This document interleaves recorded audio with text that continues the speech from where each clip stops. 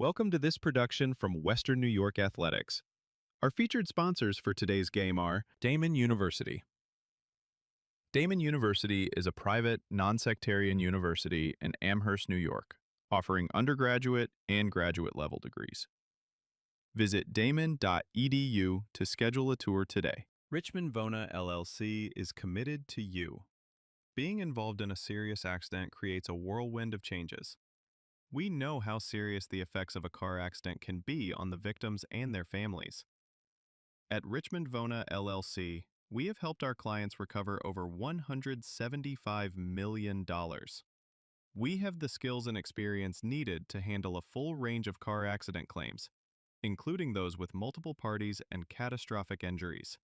Call 716-671-4341 for your free consultation today, or visit richmondvona.com. Colvin Cleaners, Western New York's premier green earth dry cleaner. Dry cleaning, wash and fold laundry, shirts, and tailoring. 2375 Elmwood Avenue, Kenmore. Call 716-873-2952. Logistics Plus of Buffalo. For all of your transportation needs, full truckload, LTL, dedicated and drop trailer moves, Logistics Plus of Buffalo is a one-stop shop. Email buffalo@logisticsplus.com for your next shipment or warehousing needs. G&G Fitness Equipment is a full-service provider of specialty home and commercial fitness equipment. Locations in Buffalo, Rochester, and Syracuse. Visit livefit.com. Wingnuts Buffalo, located near the Buffalo Airport at 4600 Genesee Street. Dine in or order for takeout. Open Monday to Sunday, 11 a.m. to 10 p.m. Visit wingnutsbuffalo.com. SUNY Cortland stands out as one of New York's top public universities, a medium-sized school that offers academic strength across 68 majors, a high quality of student life, and a degree that pays back graduates. Visit www.cortland.edu to schedule a visit today. Binghamton University, a world-class institution. Binghamton University offers students a broad, interdisciplinary education with an international perspective and one of the most vibrant research programs in the nation. Visit www.binghamton.edu today. We would also like to thank Pathfinder College Planning, Dan Cha-Cha Injury Attorneys, 510 Toy Shop and Sports Cards, The Mental Match with Sam Recco, Canisius High School, St. Joseph's Collegiate Institute, St. Francis High School, Trench Trophy, recognizing the top linemen in Western New York, Lewis & Lewis PC, 37 Franklin Street, Buffalo, New York, B&T Supply, and Western Division, home of the Great Rate. Thank you for joining us. Please enjoy the game.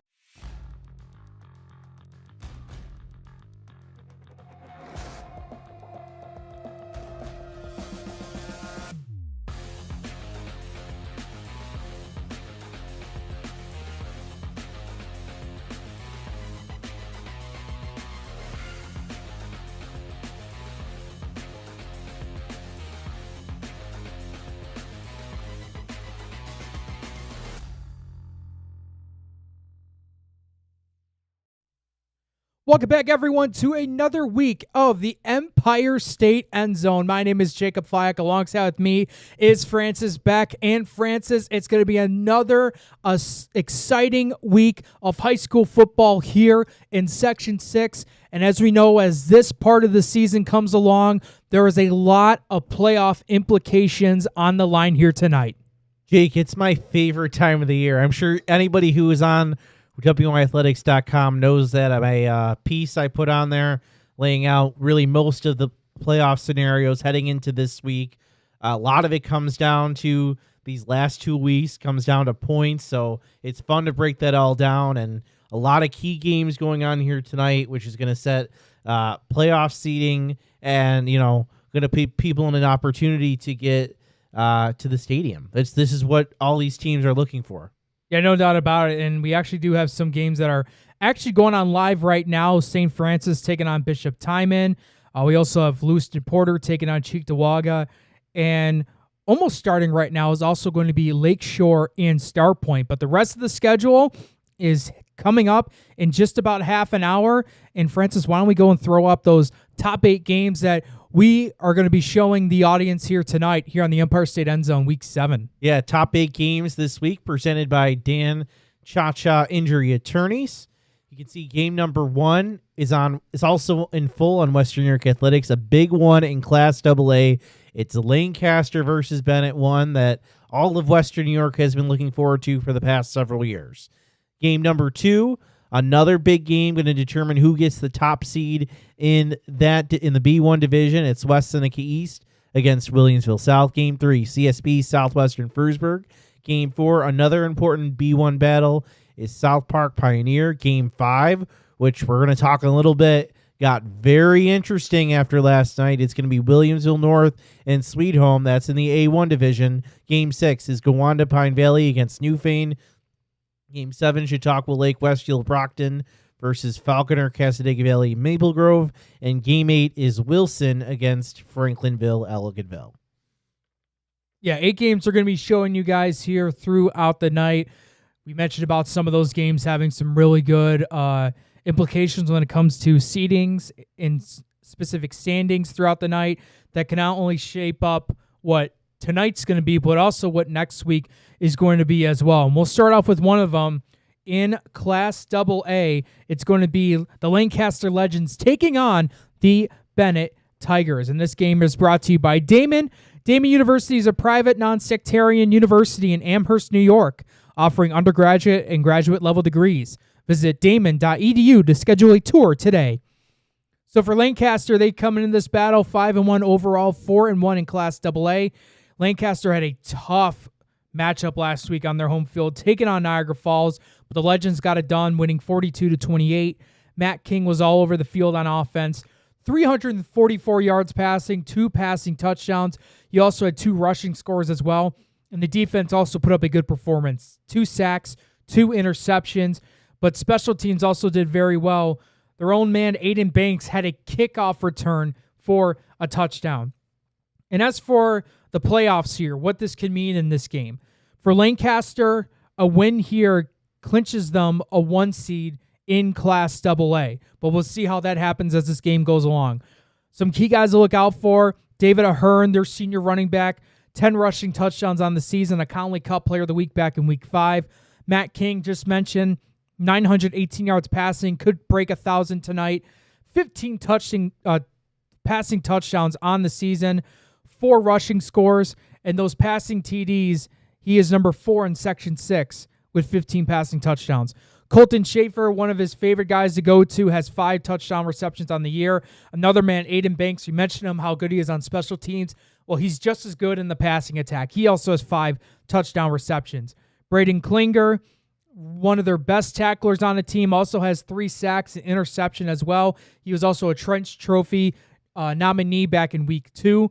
Then you have Cole Urban, Ryan Hartwig, who've also provided really good sparks on the defense. Both of those guys, Urban and Hartwig, have a combined 5 interceptions, so they're really good ball hawkers.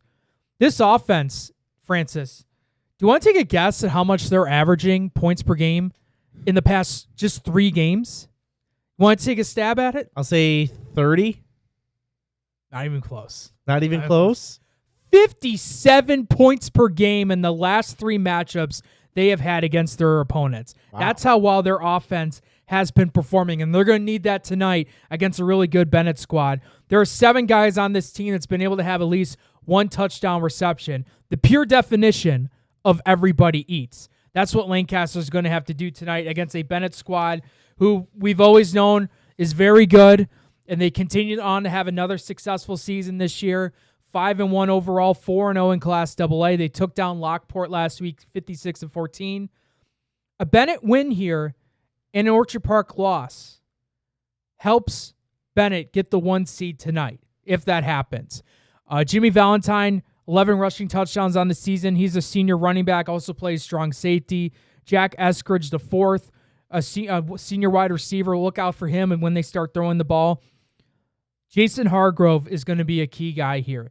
He's a sophomore on this team that does it all for them, mainly on the defensive side, though. 45 tackles, 6 sacks on the year, and was also a Week 5 Conley Cup Player of the Week. Jason Warren is another guy who's been really good for them. 7 sacks. He's a Week 4 Trench Trophy nominee. Nasir Johnson also with 6 sacks on the season as a senior. And then Jacob Dowell, their sophomore quarterback, hasn't done what you've seen from a lot of quarterbacks, but when he's been able to throw the ball, he's found success. 578 passing yards, 3 touchdowns, only 1 interception. So this is a game that is going to be very important for both teams and how Class AA is going to shape up later on this season. And that game you can watch in full here on Western New York Athletics, as well as our game number 2, which is Williamsville South and West Seneca East. Game number 2 is presented by Richmond Vana LLC. Richmond Vana LLC has the skills and experience needed to handle a full range of car accident claims, including those with multiple parties and catastrophic injuries. Call 716-671-4341 for your free consultation today, or visit richmondvona.com. Jake, this is one that many people in B1 have been looking forward to all season long. You have the Williamsville South Billies hosting. They are 5-1 overall, 5-0 in league play. Their only loss Week 1 to Williamsville East, who is competing for a playoff spot themselves up in A2.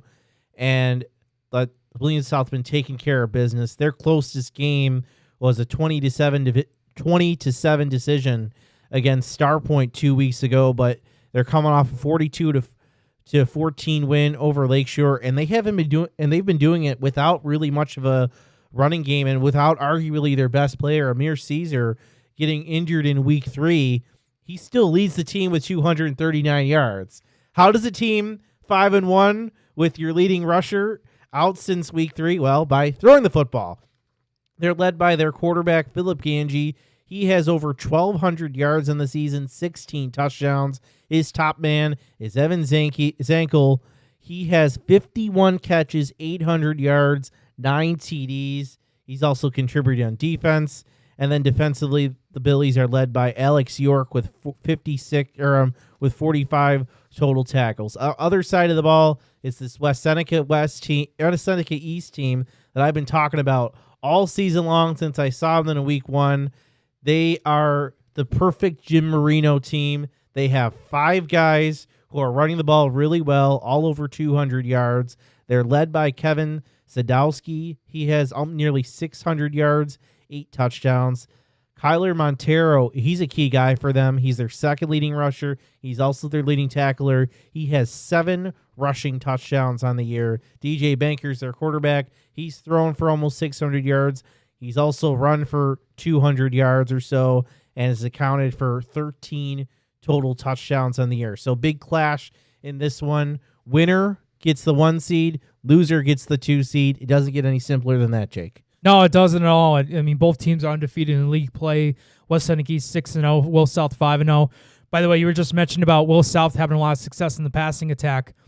Shouldn't really come to a surprise when your head coach is Joe Licata, one of the best passers, quarterbacks that Section 6 has seen here in a long time. But they're able to get it done through the air, and they'll need that against this West Seneca East team. Now heading all the way down to Class C South. This is a battle between Clymer Sherman Panama, the Wolfpack, taking on the undefeated Southwestern Frewsburg Trojans. And this game is brought to you by Logistics Plus Buffalo. For all your transportation needs, full truckload, LTL, dedicated and drop trailer moves, Logistics Plus Buffalo is a one-stop shop. Email buffalo@logisticsplus.com for your next shipment or warehousing needs.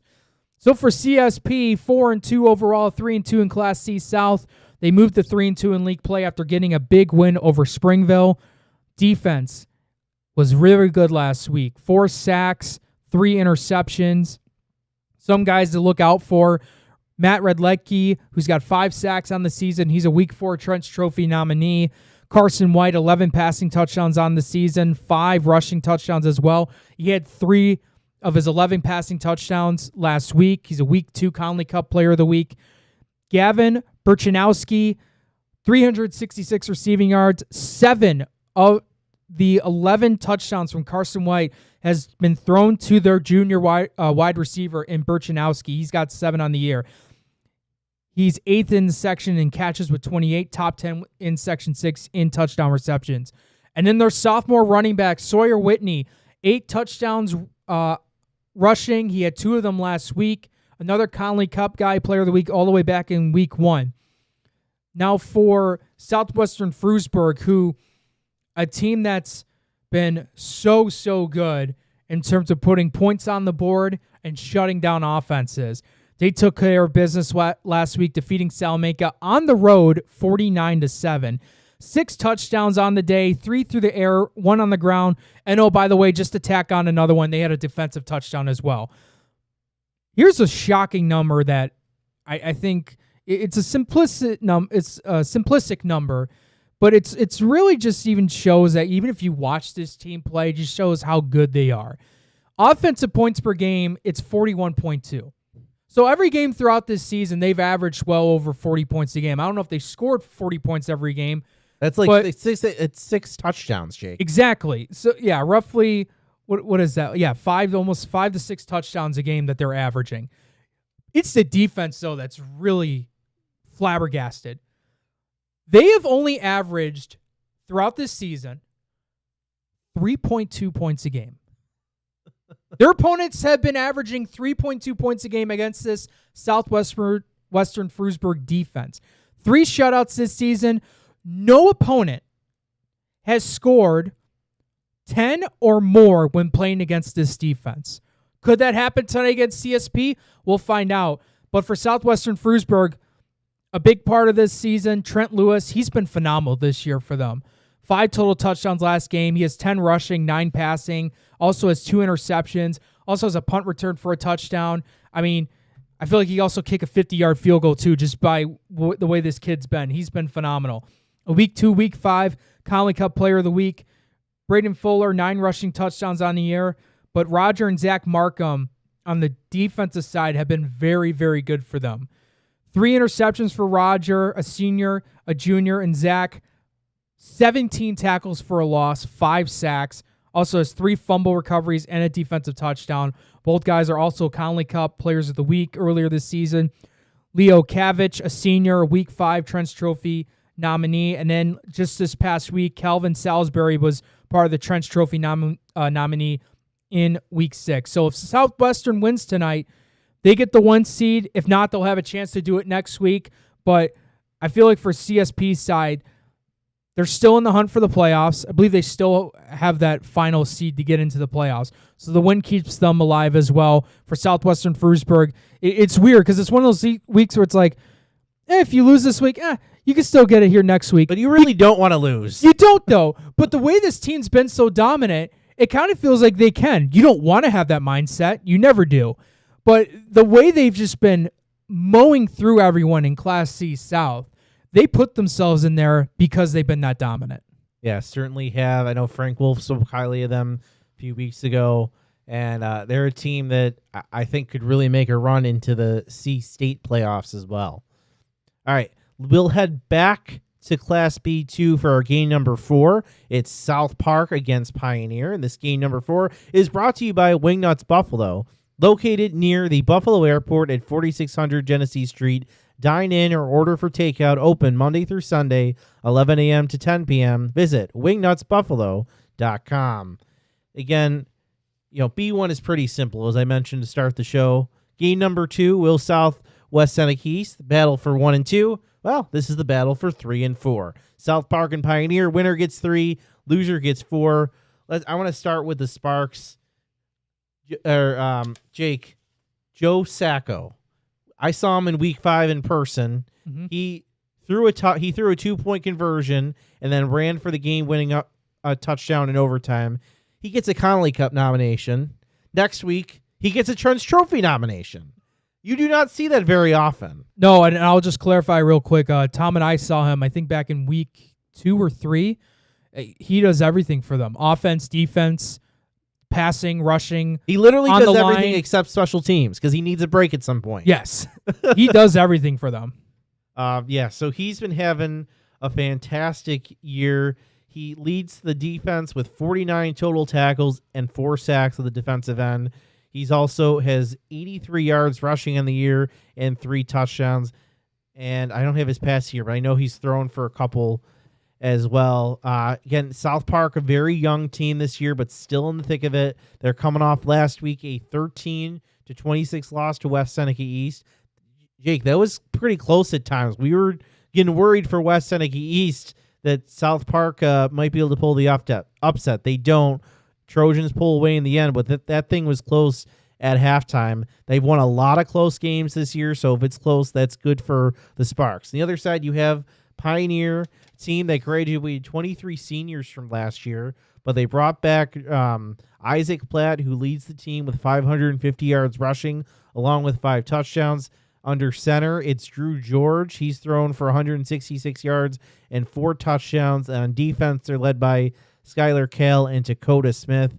This Pioneer team, they've won. They kind of won some ugly games. They beat Starpoint by a touchdown. They beat Cheektowaga by a touchdown. They kept West Seneca East close, and then they seemed to get really on a roll last week, 42-8 winners over Lewiston Porter. So this Pioneer team seems to be picking up momentum in these last few weeks.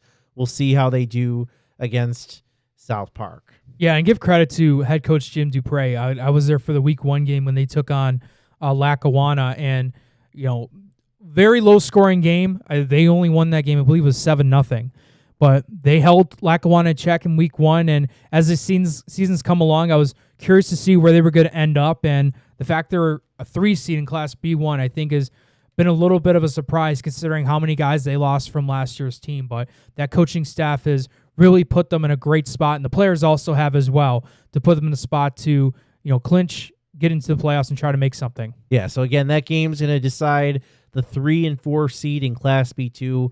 We mentioned West Seneca East, Will South will decide the 1 and 2. So big games tonight in Class B2. On that note, why don't we take a very short break, and when we come back, we'll talk about the rest of our top 8 games. This is the Week 7 edition of the Empire State EndZone. We'll be right back.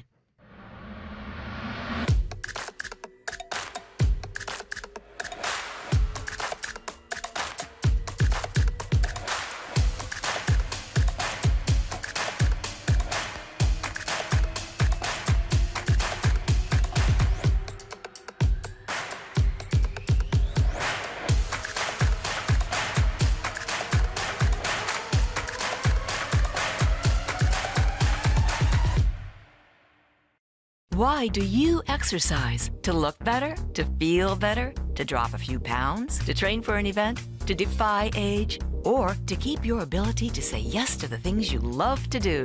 Whatever motivates you, G&G Fitness Equipment is here to get you there. Treadmills, ellipticals, rowers, bikes, home gyms, and accessories. We'll pair you with the right equipment, teach you how to use it, and be there every step of your fitness journey. G&G Fitness. Your goal is our goal. You're watching the Empire State EndZone Week 7 edition here on Western New York Athletics. My name is Jacob Fyock. Alongside with me is Francis Boeck, and we are going through the top 8 games that we'll be showing here throughout the evening. We've been through the first 4 games so far that show a lot of playoff implications and what that can mean down the road. Another game that we're going to go through right now is going to be one of those, and that is the Williamsville North Spartans going up against the Sweet Home Panthers. And this game is brought to you by SUNY Cortland. SUNY Cortland stands out as one of New York's top public universities, a medium-sized school that offers academic strength across 68 majors, a high quality of student life, and a degree that pays back graduates. Visit www.cortland.edu to schedule a visit today. So for Will North, they're 4-2 overall. Undefeated, though, in Class A1, 4-0. They took care of business on the road last week against Frontier by a final score of 40-0. Big part was the running game. 5 of the 6 touchdowns came from the running attack. Defense was also phenomenal. 5 sacks, 3 interceptions, and a fumble recovery. Jordan Brown, who's been a part of the rushing attack, a junior, 7 rushing touchdowns on the season. 3 last game, along with 265 yards on the ground. He was a Week 6 Conley Cup Player of the Week that was revealed earlier this week. A.J. Weissenberg, been a nice field general quarterback for Will North. 3 total scores for him last game, 8 passing on the year, 4 rushing. He was a Conley Cup Player of the Week back in Week 5. Iman Moyos, a junior, 7 touchdowns on the year, also leads the team in tackles. Shea Reimers, a senior tight end and defensive end. More so on the defensive side, he's been really successful. 4 sacks on the season. You know who's also had 4 sacks on the year? His teammates in Aaron Connolly, a senior, and Cooper Black, a junior. 4 sacks for them. And oh, by the way, Leo Berg with 4.5 sacks as a sophomore, also having 4 rushing scores on the season. This is an important game for Will North. In order to get the 1 seed in Class A1, right now West Seneca West has finished their league record at 5-1. The next 2 games are non-league with a rivalry against West Seneca East next week. They control their destiny. They got Sweet Home tonight and Clarence next week. Clarence is 3-1 in league play. They play Frontier tonight. So depending on how the night goes, if both Will North and Clarence win, they'll face each other next week. That can determine who the top 3 seeds are going to be in Class A1. And as for Sweet Home, they would love to get a big win here just to, stop Will North from trying to get a 1 seed. Sweet Home fell to Orchard Park last week, though. They lost 3 in a row. The last time that happened was back in 2022. Sweet Home is 2-4 on the year, 2-3 in Class A1. This has been a year for Sweet Home where they have taken, I would say, a step back. With that said, they still have a chance to possibly even get to the postseason. They currently sit 5th in the A1 standings, but the win keeps them in the running for the 4th seed, along with help from Niagara Wheatfield, who are playing. I believe it's Wheatfield playing Ken West tonight, correct? No, yeah. that was. Or was that that was last night? And Ken West lost, right? Yep. Yeah. So if Sweet Home doesn't win, I believe this is the game where they're officially out of the playoff run. Yeah, correct. Winning in for the Panthers. Yeah. So for key guys to look out for, senior Amarian Dixon, who's been their best tackler and can run. Xavier Allen, another senior who is their quarterback.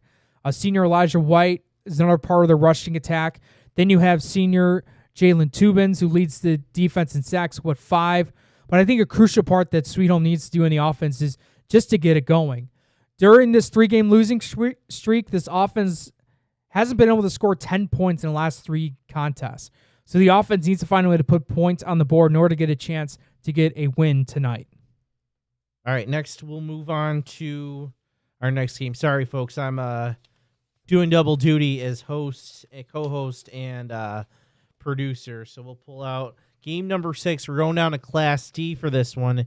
It's Gowanda Pine Valley against Newfane, a big one in Class D. The Panthers really are on a collision course with Wilson next week. Undefeated in league play. Their only loss, Newfane is undefeated overall this year. I think their closest margin of victory was 19 points, Jake. 19 points was their closest. It was their first game. They're off to a great start. Even this is going to be a battle of 2 2 great quarterbacks. On one side, Newfane, you have dual threat Max Capon.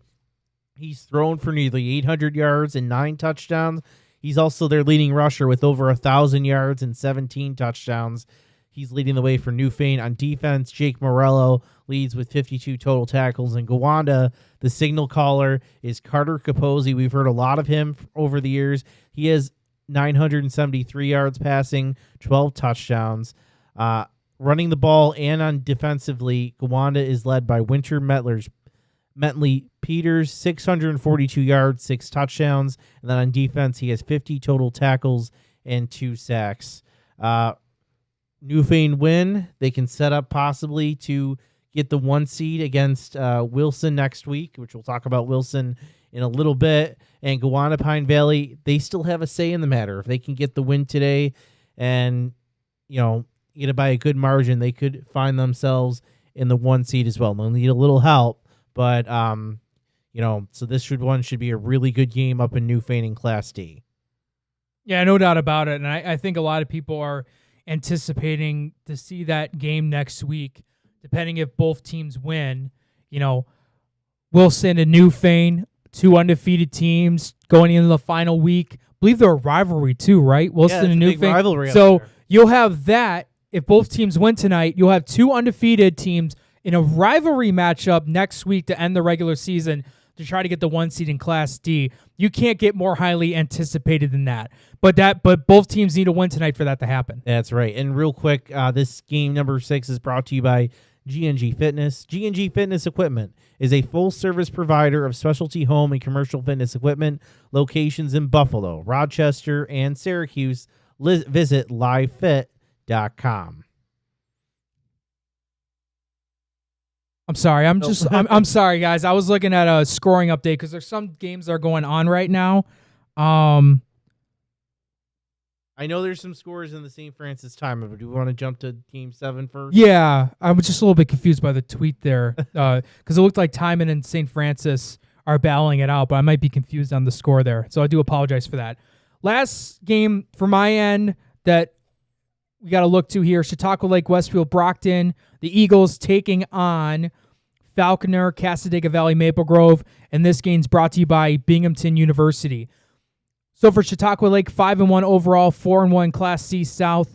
After getting shut out by Southwestern Frewsburg 2 weeks ago, Chautauqua Lake put the beat down on Fredonia, winning 64-16. They are currently the 2 seed in C South. They will remain there tonight if they get the win.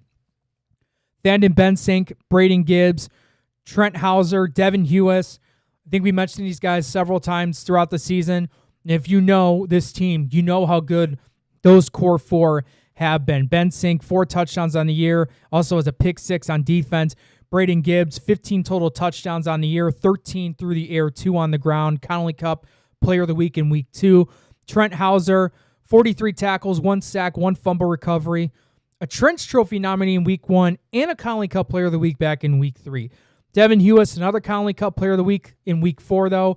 31 catches for 367 yards and 5 touchdowns. He also has 2 interceptions. Another guy who's made an impact on defense is the senior Clayton Smith. He has 5 sacks on the year. And as for Falconer, 3-3 overall, 3-2 in Class C South. They took on Portville and it ended in an offensive shootout with Falconer grabbing the win 48-36. Max Parmentier, their kind of dual threat guy at quarterback, 6 passing TDs, 2 rushing scores. Taylor Jones has 8 rushing touchdowns on the season in his senior year. Tanner Olmstead, to me, is going to be a guy to look out for. 4 sacks on the year. He's a Trench Trophy nominee back in Week 2.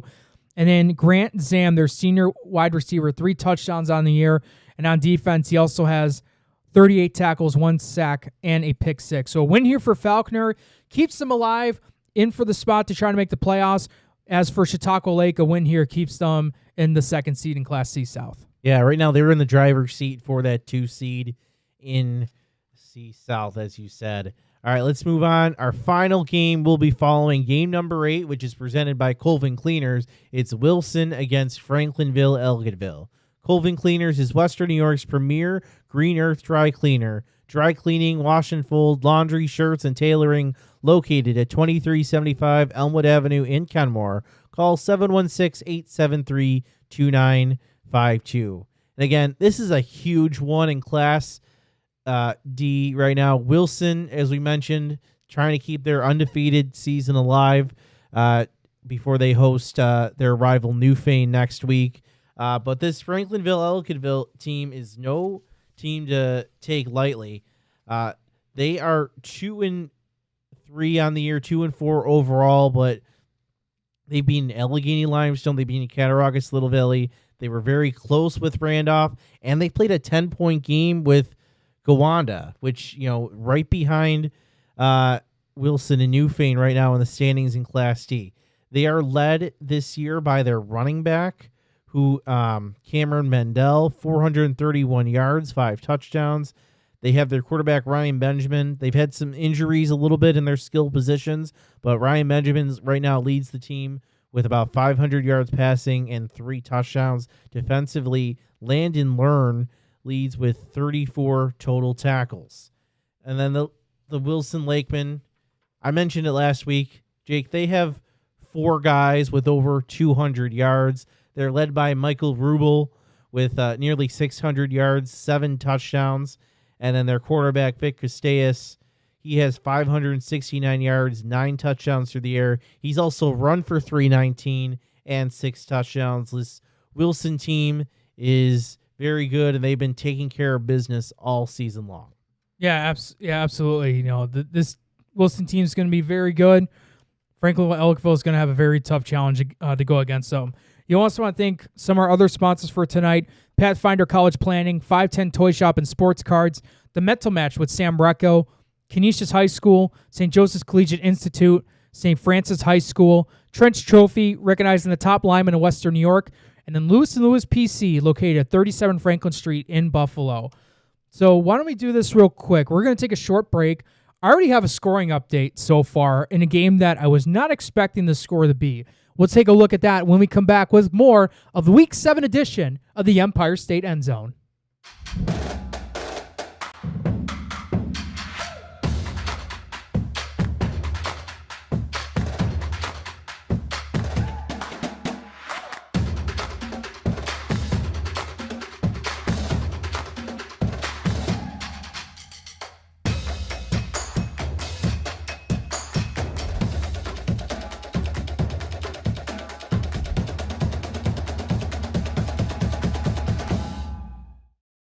Logistics Plus is a global transportation provider headquartered in Erie, PA, with locations worldwide, including right here in Western New York. Logistics Plus is consistently recognized as a fast-growing transportation and logistics company, great supply chain partner, top freight broker, leading project cargo manager, and a great place to work. With a strong passion for excellence, our 500-plus employees put the plus in logistics.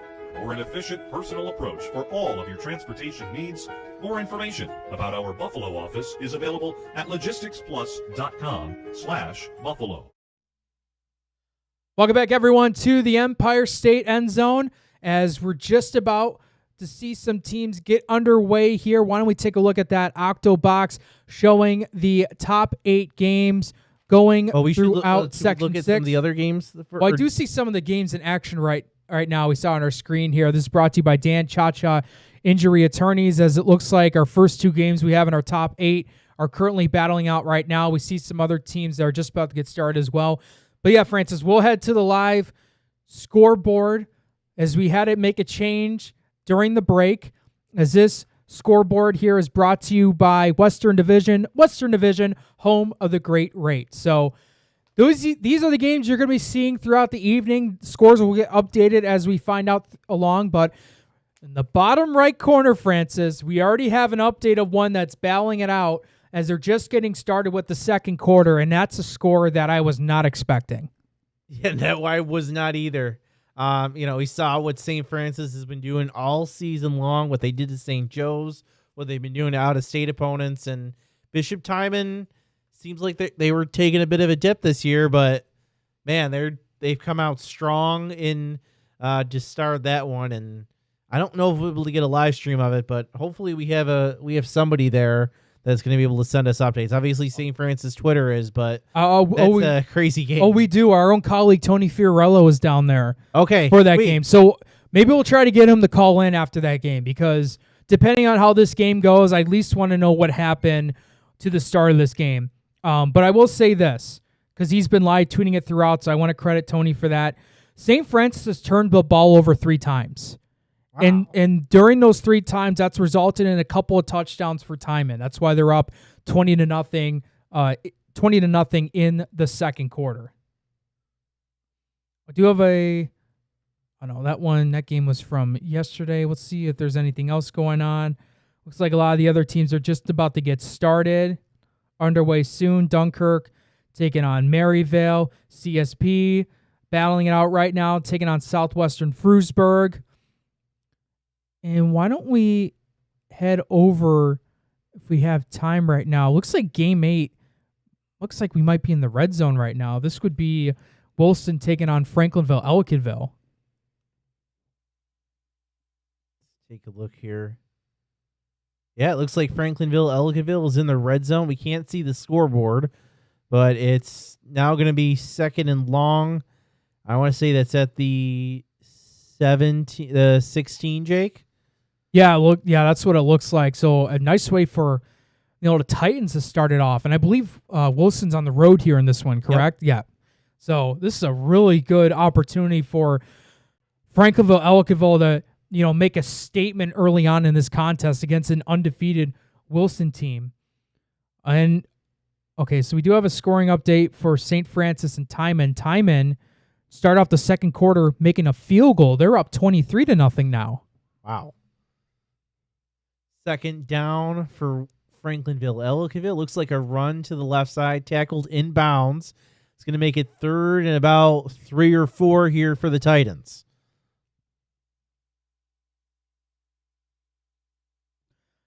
Why don't we go ahead and, Francis, head over to game 6? I think we have something going on there. It looks like another red zone chance. Oh, I got to take these off. No, you're all good. Game 6, it looks like... looks like someone scored already. Oh, I think it was... hold on a second. So someone scored and got the 2-point conversion. I think Gowanda just Is that scored. Gowanda? Yeah, I think Gowanda. Yeah, Wow. you're right. Gowanda gets on the board. So how about this? You have 2 unbeaten teams in Class D right now. Right now, Gowanda Pine Valley just picked up an 8-0 lead. And now Franklinville-Ellicottville, if you want to go back to game 8, might be trying to do something. It looks like it's 4th and short. Looks like the yard to gain is about the 1 or 2 right now. But big play coming up for the Titans. This game brought to you by Colvin Cleaners, Western New York's premier green earth dry cleaner, dry cleaning, wash and fold, laundry, shirts, and tailoring, located at 2375 Elmwood Avenue in Kenmore. Call 716-873-2952. On 4th down, man in motion, snap, QB looks. He throws to the left side, and that is incomplete. So a goal line stand for the Lakeman defense. They keep this one knotted up at 0. Oh, we might have something going on in game 3. Looks like that was Southwestern Frewsburg. They're taking on CSP. They just had a big passing play that pushes them into the red zone. Yeah, CSP in the red zone. We can't see the scoreboard, so we'll try to pick up what we can as we go.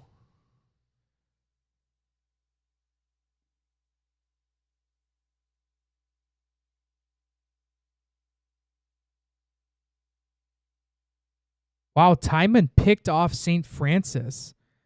That set them up for a field goal to go up 23-0. Here's CSB, throw to the left side. And a receiver, he's almost spins out of a tackle, gets a couple yards there. It looks like it's going to set up. So it looks like CSP can get a first down without scoring. It's going to make it very short to go. I want to say that's going to be second down.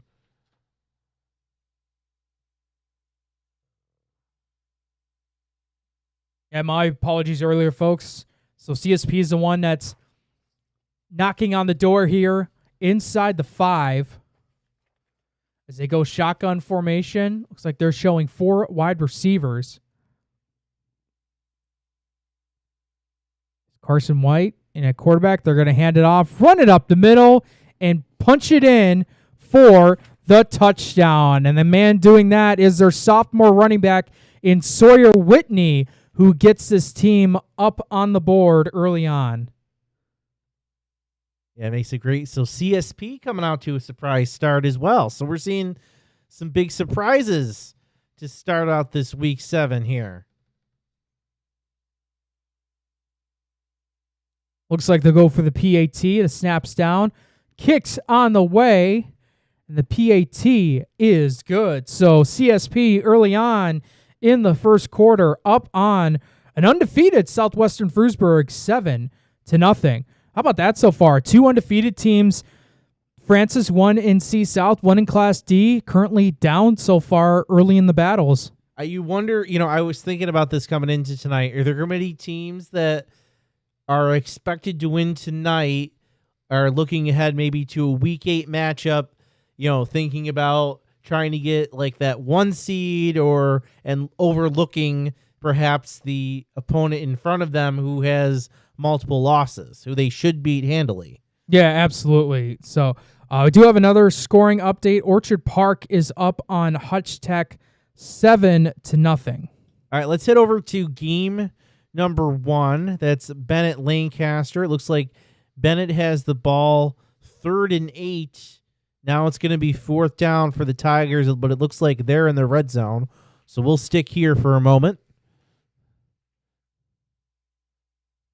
Yeah, a huge game here that, is going to really decide what Class A is going to shape up to be next week. And another one that's going to tomorrow as well, when you have Jamestown taking the ride all the way up to Niagara Falls to take on the Wolverines. So depending on how this game goes, they could shape up that game as well in terms of seedings, for teams are looking to try to get as high up as they can to their seeding as possible.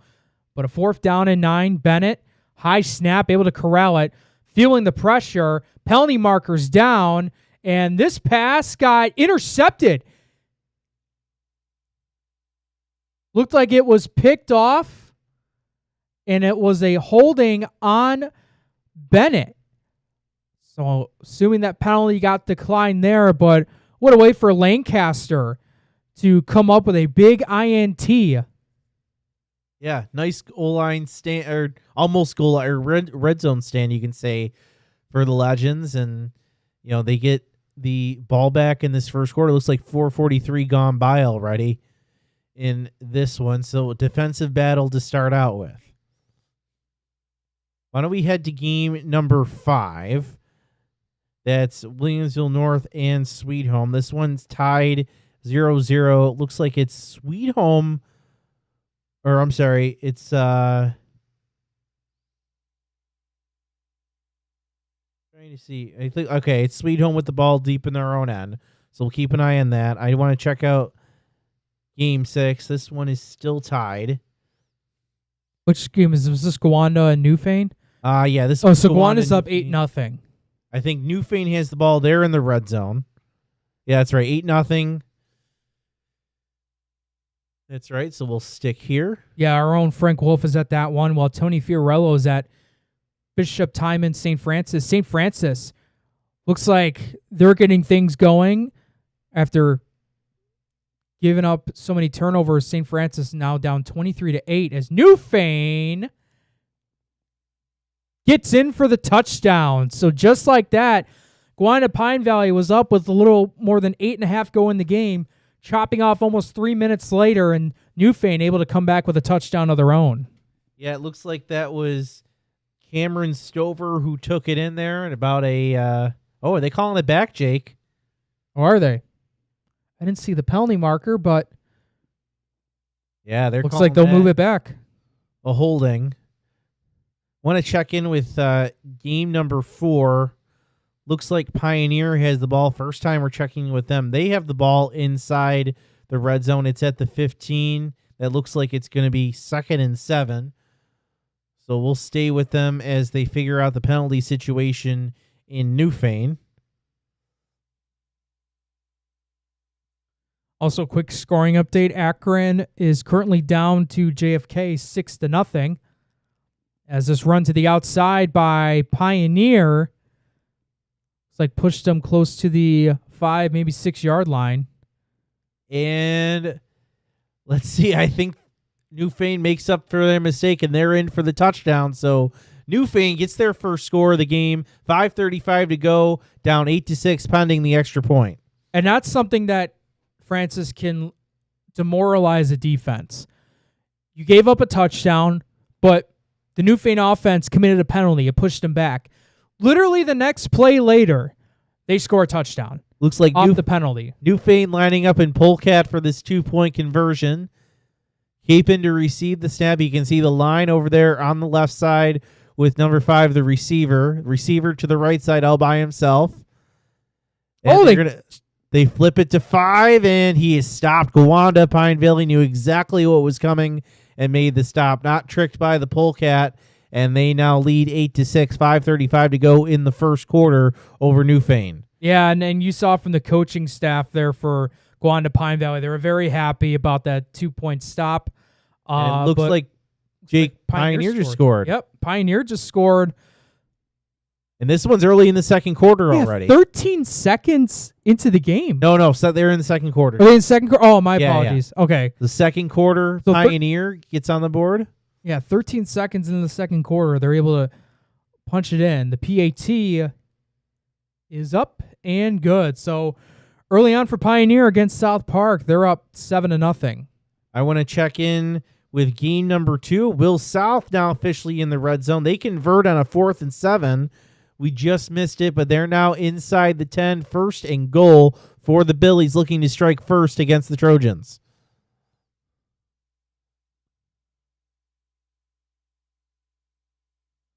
You mentioned, Francis, earlier in our broadcast just how efficient the passing attack has been for Will South. I'm curious to see what they try to do here inside the 10-yard line against this very tough West Indies defense. Snap. Handoff to the right side. Still trying to move the pile, and he's brought back. I think that's Caesar. Is this his first game back? It might be his first game back. That's a guy who's had a lot of success on that Will South team last year, too. Why don't we check in with game number 1? It looks like Bennett has the ball back. Looks their defense made a stop. They have the ball back. It's about 2nd and 5 on the Lancaster side of the field. We'll keep our tabs on them, but we'll head back to Williamsville South where it's 2nd and goal for the Billies from about the 6.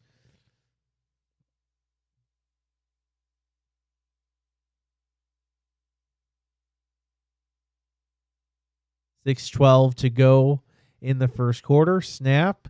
QB's going to take it to the right side, looking for a place to go, but he runs out of room, throws the ball away. I don't think that'll be intentional grounding, Jake, because he was out of the pocket, but it'll come up with 3rd and goal for the Billies. Why don't we check in game number 8? And did Wilson just score? Yes, they did. So the Lakemen get on the board in this one. Remember, they came up with that stop a little bit earlier, but now they get the board. They have the lead over Gowanda. Not for sure. It looks like it's 6-0. I want to say it's about 2 minutes to go in the first quarter.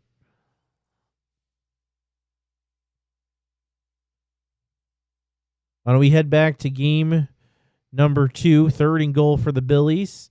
Hand off to Caesar, trying to find the edge. He does.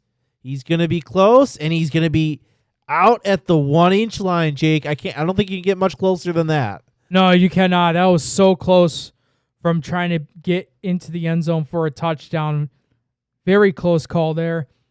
Extra point, no good for the Lakemen, so it appears it's 6-0 Wilson over Gowanda Pine Valley. We'll head back to game number 2, 4th and goal for the Billies on the 1-inch line.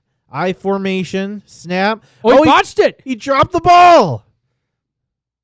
Oh, my goodness. Botch snap. West Seneca East able to engulf that football, and it's a turnover on downs. That is a huge break for the Trojans. All right, we're going to check in over in Sweet Home, where it looks like Will North has a 6-0 lead. About 2:45 to go, I think, in the first quarter there. Trying to see who has the ball. Oh, I think actually Clarence just scored. So they're about to kick off to Sweet Home.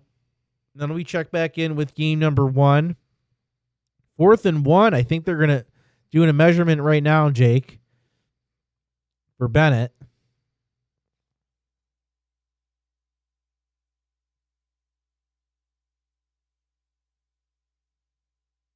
I think they were just making sure that it was a 4th and 1. Yeah, so, okay, there we go. So it looked like they had a 3rd down, probably 3rd and very short.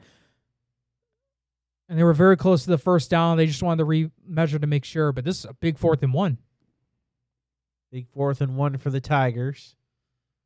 Snap. They hand it off up the middle. Oh, there he goes! What a 4th down play. You sent everyone into the box, and Bennett was able to break free, not only pick up the first down, but also the touchdown. And it was their senior running back, Jimmy Valentine, who's now got 12 rushing touchdowns on the year. It doesn't get better than that. Want to check in with game number 3. It looks like CSP driving once again. We apologize. We can't see the scoreboard here. Did CSP score earlier, or they were on the doorstep? They're up 7-0. They're up 7-0, it appears, and they're driving once again on the doorstep of the red zone. We'll keep an eye on that. I want to head back to game number 2. West Seneca East just made the goal line stand, backed up in trouble on a 1st and long, and it looks like they almost got the first down on that play, so the Trojans getting themselves some breathing room on a 1st and 12. And for game number 1, did they get the 2-point conversion? I believe so. That's the way it looks like. So, yeah, 8-0 there. Yeah, the 8-0, almost done with the first quarter there. All right, why don't we head to game number 4? Pioneer 7-0 lead. They're back in the red zone with 10-11 to go in the second quarter. Handoff to the right side. Running back dances around, and it looks like he's going to get about 3-4 yards. It's going to make it 3rd and let's call it about 3. So Pioneer once again on the doorstep.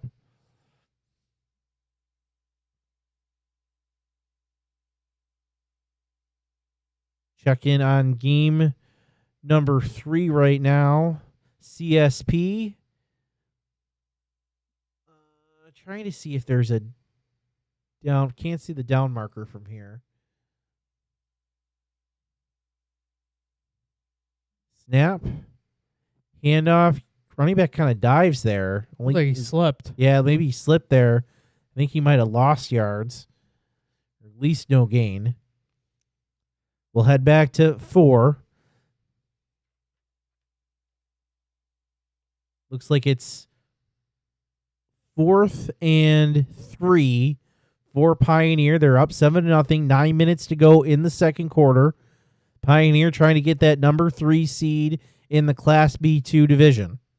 This game's brought to you by Wingnuts Buffalo, located near the Buffalo Airport at 4600 Genesee Street. Dine in and order for takeout. Open Monday through Sunday from 11 a.m. to 10 p.m. Visit wingnutsbuffalo.com.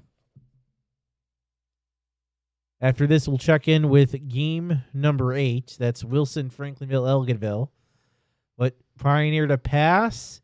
It's thrown, and it looks like that's incomplete. So South Park's defense stands tall, only down a touchdown, 8:33 to go. We jump to game number 8.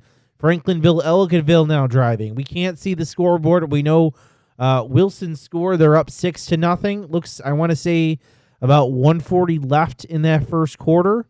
First down for Franklinville, Elginville. QB looks to throw downfield. Incomplete. And it's incomplete.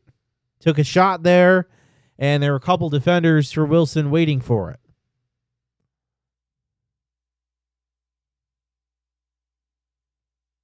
I'll tell you what, Franklinville, Elkinville, I believe it's 6-0 the score.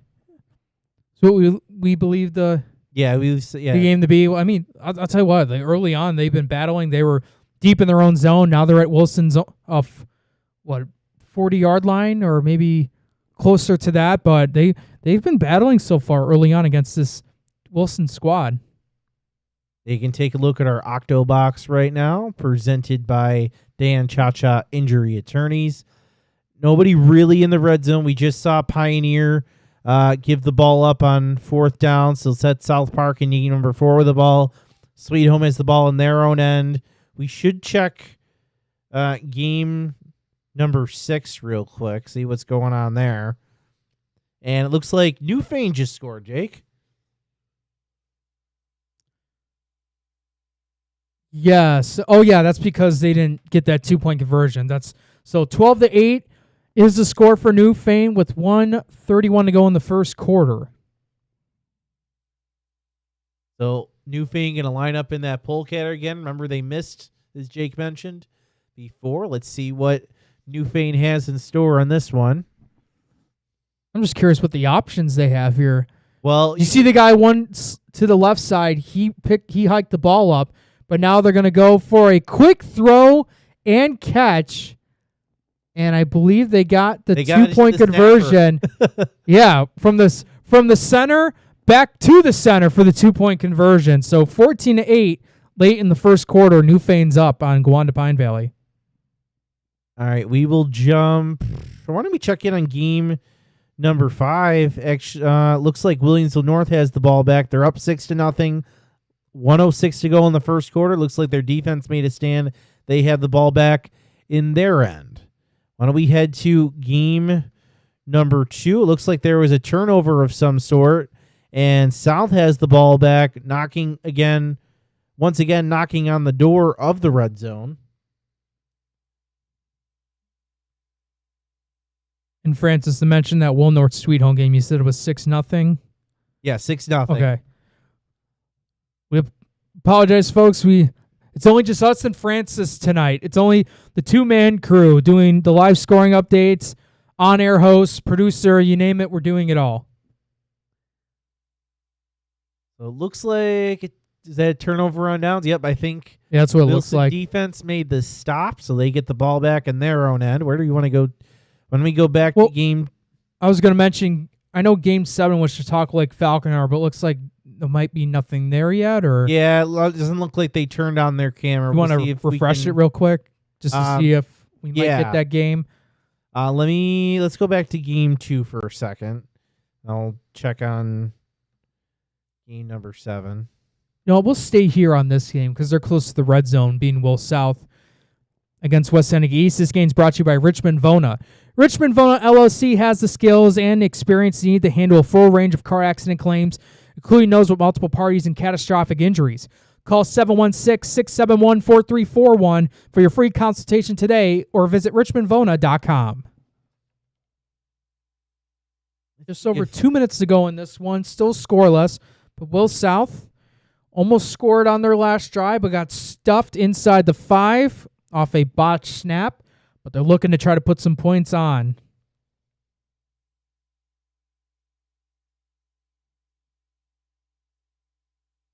One man in motion. Here's a snap.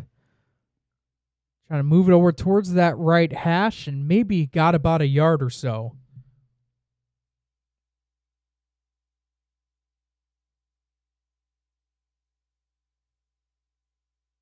See if we can find. I don't think that Falconer game is going to be available. Let's see if we can find a replacement here.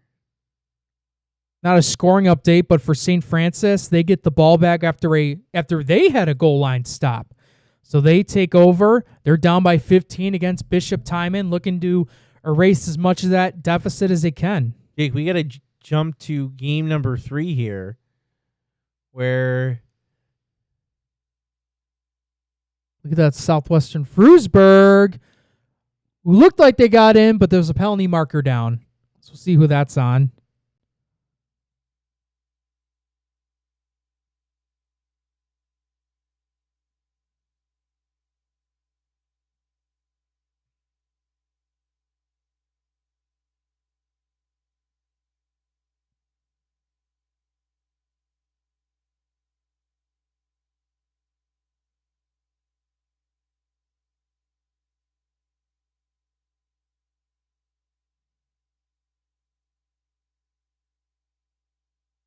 all right, we're going to switch game 7 to West Seneca West Lockport. Right now, it's the Warhawks, a 7-0 lead to start the second quarter over the Lockport Lions. This is a non-league game.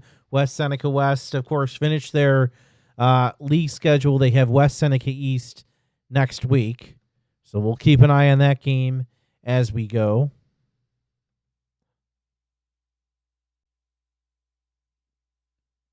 So here's a snap. And right up the gut, and it is a touchdown for Southwestern Frewsburg, who get back into this game. Oh, wow. Southwestern Frewsburg with the light show. Jake? Unless their lights are going out, not on purpose. But we're going to say that's because of the touchdown. Yeah. I want to check in on game number 2. It looks like West Seneca East defense made another stop. So they have the ball back. Oh, a nice run up the left side. And the Trojans now in Williamsville South territory. We'll keep an eye on that one. Oh, here might be a comeback for St. Francis. Trent Buttles took one to the distance on a touchdown. They got the 2-point conversion. So in the second quarter, what was originally a 23-0 lead for Bishop Timon, St. Francis has now scored 16 unanswered points. All right, let's head over to game number 6. It's Gowanda and Newfane. Gowanda inside the red zone. Handoff, they get the first down. So Gowanda down 14-8 early in the second quarter. They're trying to get back on the board to tie this thing up.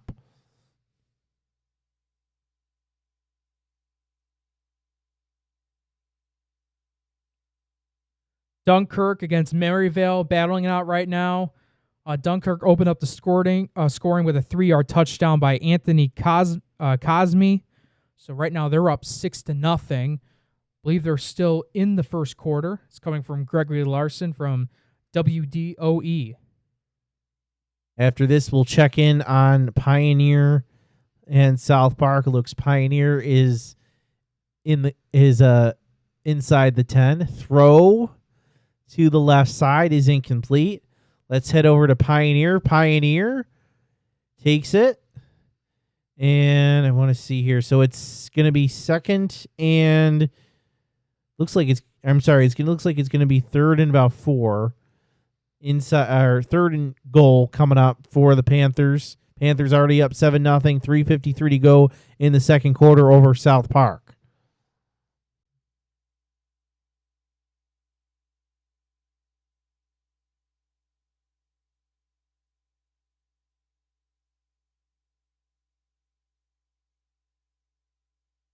Let's head back to Newfane.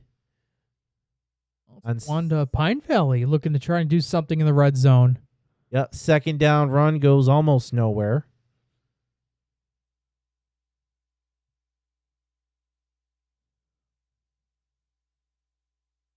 So a nice battle here in the second quarter between Gowanda, Pine Valley, and Newfane. Newfane undefeated so far this season, and Gowanda, Pine Valley is making it a battle, though. And it looks like we have a touchdown for Pioneer. So Pioneer gets in. They take the 2-touchdown lead, 3:42 to go. Extra point coming up. This game brought to you by Wingnuts, located near the Buffalo Airport at 4600 Genesee Street. Dine in or order for takeout, open Monday through Sunday, 11 a.m. to 10 p.m. Visit wingnutsbuffalo.com. We'll see this extra point, and we'll head back to Newfane after that. See what they do here. They get it. They're now up 14-0. All right, back to Newfane we go. Gowanda, Pine Valley still threatening. See if we can figure out the down. Can't really see what the down is here. Newfane lines up with trips to the left side. Snap, Capozzi looks.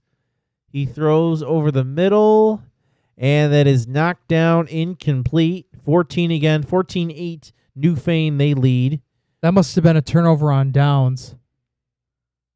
It looks like because it looks like they're switching up. Yeah, I think you're right. That was probably a 4th down play. They didn't get it. So Newfane's taking over deep in their own territory. Why don't we head over to game 1? Looked like there might be something in the red zone. Bennett saying that they have the ball. And they do. So Lancaster just fumbled. And Bennett jumped on the ball. As you can see, 50-50 from both sides. Bennett happy. Lancaster definitely not as well. So it looked like Lancaster might have been scoring or in the process of trying to score, and they fumbled because Bennett is deep in their own territory inside their 10-yard line. That is a huge break for the Tigers. We're trying to keep this undefeated league record going in Class AA.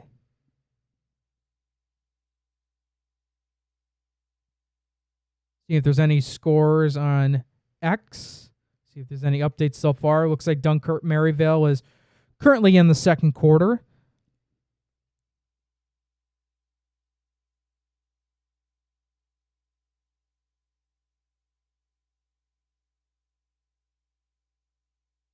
Here's a big run here by Bennett.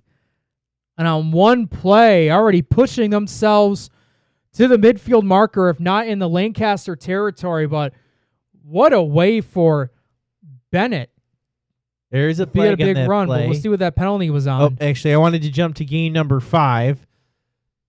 So it's 14-0 Williamsville North right now.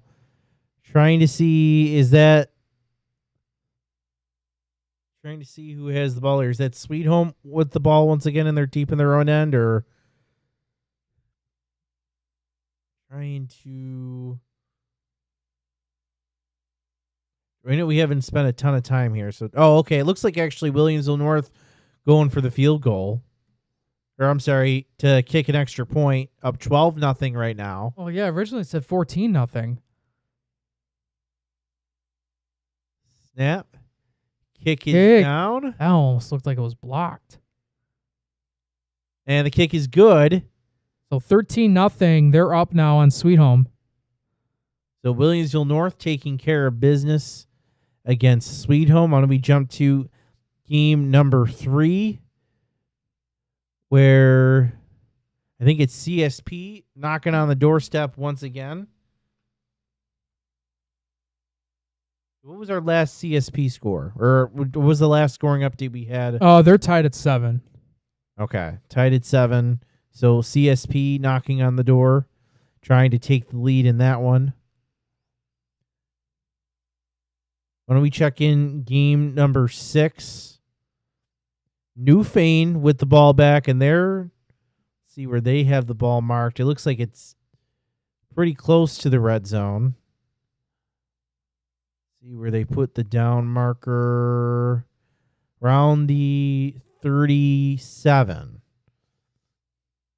When we head to game number 2, West Seneca East driving. They try a run to the right side. That one is stopped for minimal gain. So 10:20 to go in the first half. Still no score between West Seneca East and Williamsville South. Let's head back to game number 3, Southwestern and Gowanda. CSP continuing to move the ball downfield. Looks like it's 1st and 10 from about the 18. So CSP officially in the red zone. This game's brought to you by Logistics Plus Buffalo. For all of your transportation needs, full truckload, LTL, dedicated and drop trailer moves, Logistics Buffalo Plus is a one-stop shop. Email buffalo@logisticsplus.com for your next shipment or warehousing needs. Right. Snap here on first down. Man in motion. Snap. Hand off to the tailback. He takes it up the middle. A nice gain, and he'll be stopped just short of the first down marker at around the 9-yard line. Come up with 2nd and short. Let's jump to game number 6, where it looks like it's a 4th down, 4th and short for Newfane. Up by one score, 5:35 to go and counting. Snap, bobbled. Capen's going to keep it, and looks like he's got the first down. So Newfane continues their drive, still knocking on the doorstep of the red zone. And that game's brought to you by G&G Fitness. G&G Fitness Equipment is a full-service provider of specialty home and commercial fitness equipment. With locations in Buffalo, Rochester, and Syracuse, visit livefit.com. All right. CSP still moving ahead. Handoff to the left side. He's going to get a couple yards. Let's see if they give him the first down. It does not appear they do, so it's going to set up, I believe, 3rd and short for CSP inside the 10. Let's jump over to Williamsville South, where it looks like the Trojans are moving ahead. It's 3rd and 1 for the Trojans inside the 20. We'll stay here with this play. And, it looked like Williamsville South just moved, Jake. I think that was a 4th and 1. Yeah, it's encroachment on the That was Phillies. 4th and 1, Jake. Wow. 4th and 1.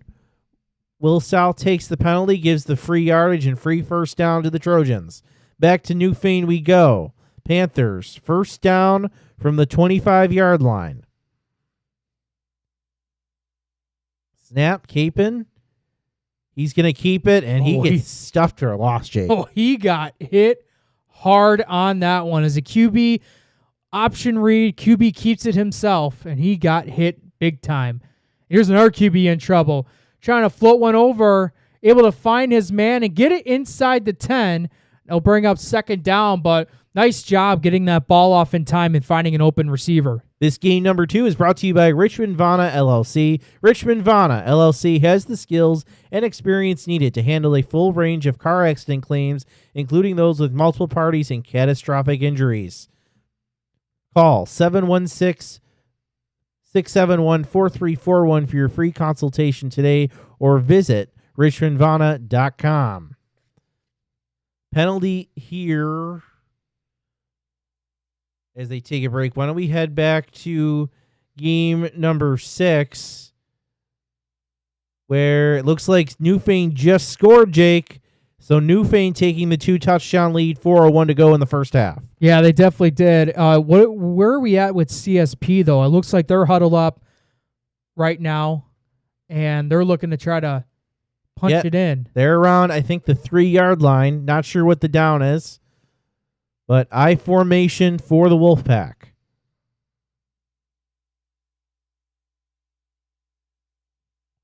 Snap. Oh, he's short. He's exactly at the 1-yard line. Don't know what down it is. Can't tell by the scoreboard. But we'll go ahead and see what Newfane's going to do here. From a toss play. Inside. 2-point conversion's good. 4:01 to go in the second. And what was a 8-0 lead to start off for Gowanda Pine Valley. Newfane's now tacked on 22 unanswered points. All right, we will head back to CSP Southwestern. Don't worry, folks, we're keeping an eye on West Seneca East, Williamsville South, but actually we're going to go to Williamsville South. Trying to find a receiver. They got him. And it's going to be 3rd and short for West Seneca East inside the 10. CSP just called timeout. CSP just called timeout. Let's see what game's going on in game 8. Looks like there might be something going on in the red zone. This is Wilson here. Yeah, Wilson's on the doorstep. We have a score. We know Wilson scored at least one time. Yeah, I don't know if they scored any more after that. And it's all blurry on the scoreboard, so I don't know if they scored in between last time we saw them. But they scored here. They tack on a touchdown. So from what I've seen so far in this Wilson game, I'm just trying to look this up real quick. I think they missed the extra point earlier. As you just saw, West Seneca East, I think they just came up the first down, getting to the sideline there. Why don't we check in game number 4? And I think Pioneer just scored a touchdown, put in the extra point, so they now lead 21-0 over South Park. 1:18 to go in that one. Wow. What a dominant effort by Pioneer.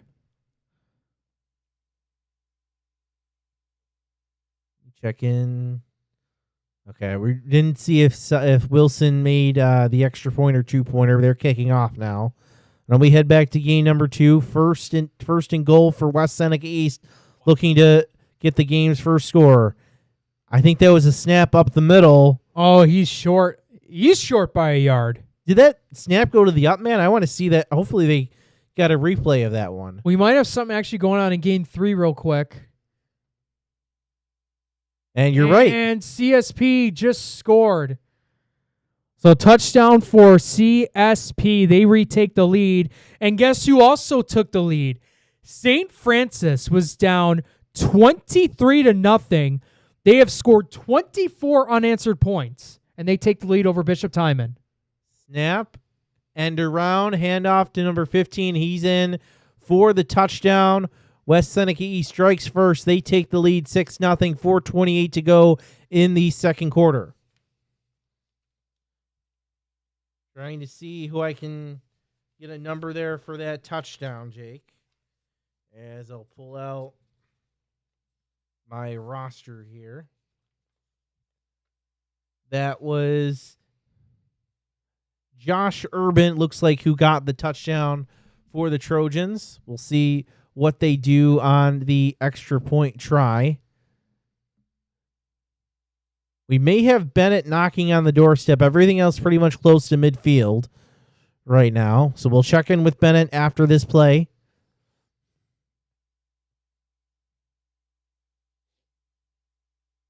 Snap. They go back to Urban. And he takes it in. So 2 point is good. West Seneca East 8-0, 4:28 to go in the first half over Williamsville South. Let's head to game one. Bennett still up 8-0. Oh my god. Ooh. I thought that was going to go from bad to worse. Very lucky he threw that away. But Well, isn't that is that intentional not grounding intentional still? I think that's what. I mean, someone's got to be discussing that.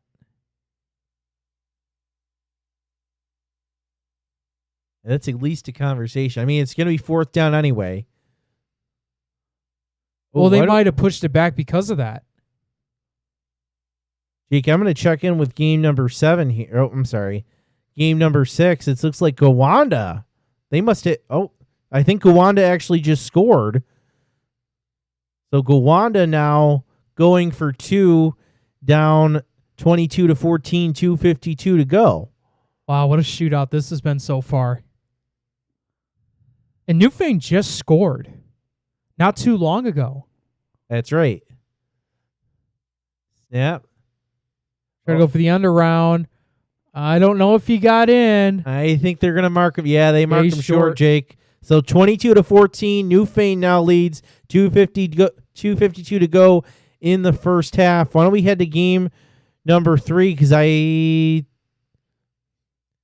think CSP was on the door. It looks like they almost scored. I'm seeing an emphatic declining of something or saying no of something by the official. But, Jake, I think CSP has the ball inside the 10 of Southwestern.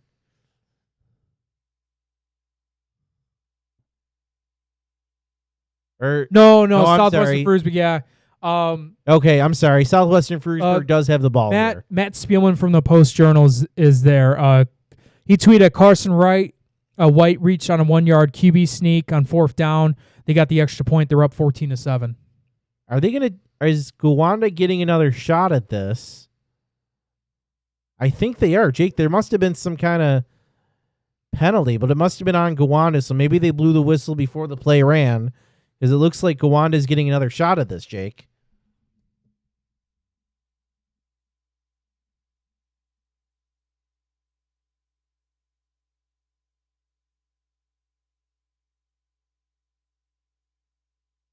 Let's check in with game number 4 real quick. It looks like Pioneer is trying to run out the clock. They're going to have one more play. Maybe try to go for a 4-score. Yeah, and that's the 2-point conversion. Gwanda Pine Valley has now cut the lead to 6 after picking up a touchdown and a 2-point conversion. All right, want to check back in with Pioneer. Still 2 seconds to go. It looks like maybe Pioneer is going to take one final shot at the end zone. Looks like it's 3rd and goal from the 21 for the Panthers. So, yeah, might as well just take another shot. You're up 3 touchdowns right now to South Park, looking to get that number 3 seed in the Class B1 division. You want to take a look at game number 7 real quick as Yeah. we're out of this timeout? Game number 7, this is our replacement. Looks like West Seneca West is up 7-0, looking to attack. They're facing Lockport. Oh, they got Lockport to jump. So that'll make it 1st and 5.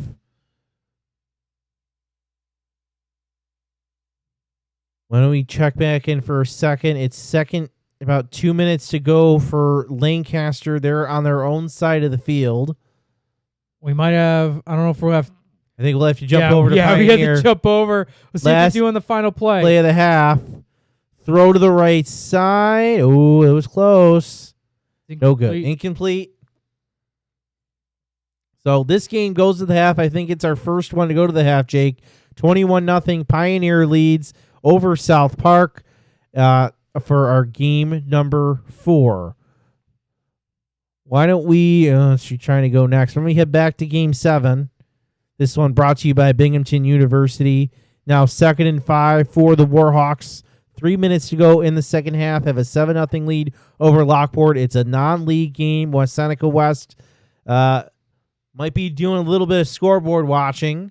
That Will North Sweet Home game. Obviously, they have. But why don't we head? Actually, speaking of Williamsville North, why don't we head there? 13-0. They lead right now with the ball. Handoff to the right side. He's gonna take it, and I think he got in. Still waiting. Yes, he got in. Touchdown, Williamsville North. Wow, that's incredible. Will North now up 19-0. That touchdown you saw there in this game is brought to you by SUNY Cortland. SUNY Cortland stands out as one of New York's top public universities, a medium-sized school that offers academic strength across 68 majors, a high quality of student life, and a degree that pays back graduates. Visit www.cortland.edu to schedule a visit today. Now we head back to Game 7. 2:10 and counting for the Trojans. Appears it's, first and goal from the 3. Motion man, snap. And looks like he's 2 yards away. That clock keeps ticking away. It'll bring up 2nd and goal. May have picked up a yard on the play. all right, I'm going to head to Game 6, where it's Newfane with the ball. And they're at the Gowanda 15 right now. Less than 2 minutes to go, trying to add on to their lead before the half.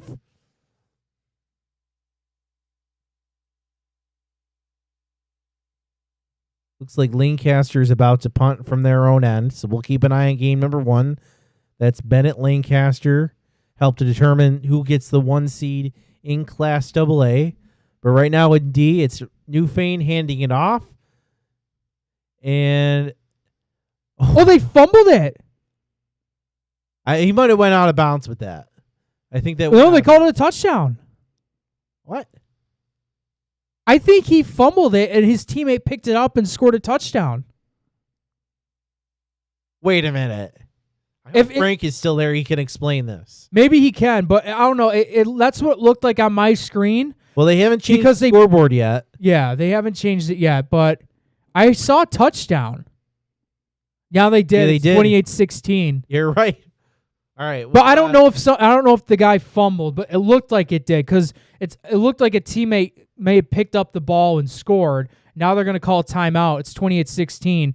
I'm going to text Frank real quick to see what happened. All right. While we're doing that, why don't we head to game number 8? That's Wilson, Franklinville, Elginville. Looks like Wilson has a 2nd and about 4.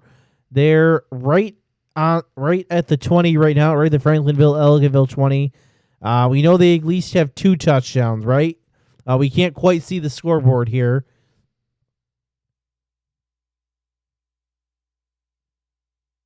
Handoff, the left side. Running back takes it. He's got some room. He dives, and it's a touchdown for the Lakemen. What a run there by the tailback.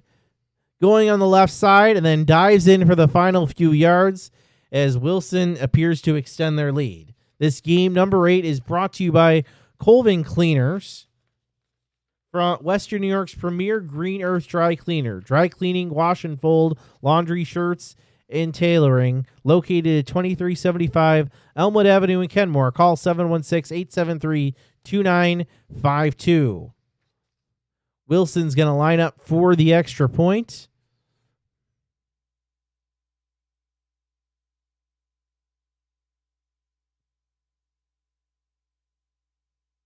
We'll head to Southwestern CSP next, right after this, as the kick is good. Can you see I don't know, Francis, you see on your screen if that's a 21 for the Wilson game? No, I can't see anything. Okay. It's all.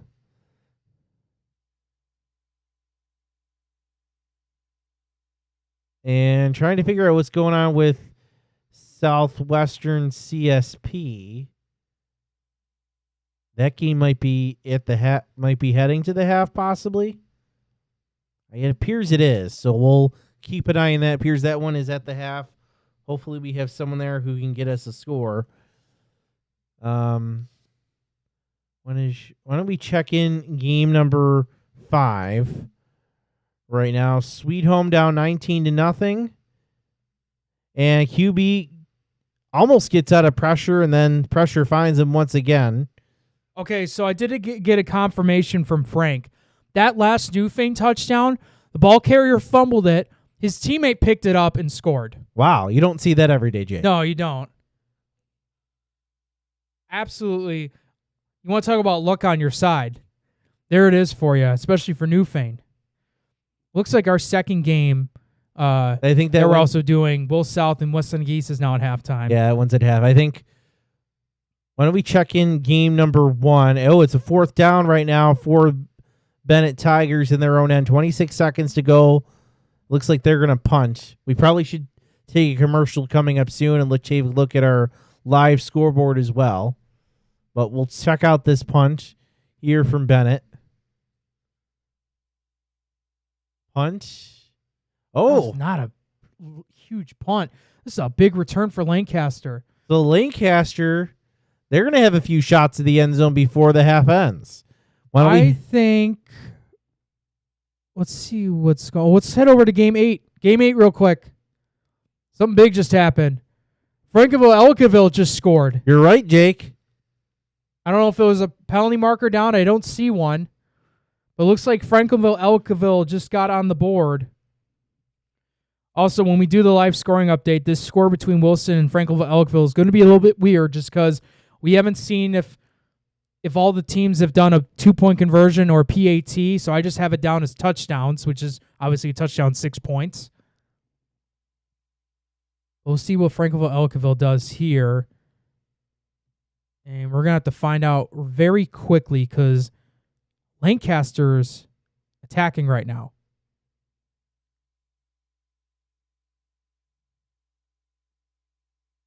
Oh, Looks can I like get it Elkaville is going to go for the 2-point try. Lancaster looks like they just called timeout. So why don't we head back to game 8? We'll see what they do here. They're going to go for a 2-point conversion with the snap, feeling the pressure, trying to find a man, and it's incomplete. So, folks, we're going to go off the touchdowns that we have seen so far just because the scoreboard is very blurry. Technically, I have 18-6 because we have seen Wilson score 3 touchdowns, so 6 times 3 is 18. I don't know if that's the actual score right now, but that's one I have to go off of now in case we get an update somewhere else. But let's go to game 1. This is huge right here. Not a great punt by Bennett. It was short. Lancaster caught it in Bennett's territory. They got in a great field position. Next play, they throw it down the field to get inside what looks like to be inside the 5. And they have 11 seconds to try to get the goose egg off the board.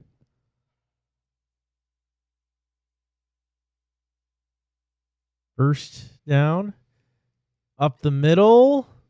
Oh, he stopped. The clock's ticking. Timeout. Let's see. Hold on. Looks like they awarded the timeout to Lancaster. They did. I don't know how much time they have left, though. I want to check in game number 5. Sweet Home still driving down the half. QB takes it out of bounds. Looks like he got a few yards.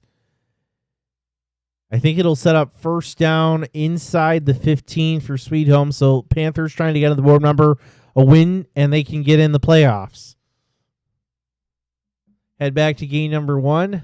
Lancaster heading back out there. It looks like they're going to get one more shot, Jake, before the half.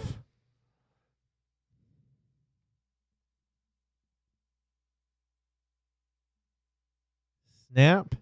QB's going to look. Now go to his left. He's going to chuck it to the back of the end zone. Oh, he caught it! Oh, my goodness. That ball was going to be picked off. It got deflected off a defender. And a Lancaster receiver catches it off the deflection for the touchdown. Jake, I can't believe oh my goodness. And that's not Matt was just King chucking it. But that's not Matt King as quarterback. No. Wow.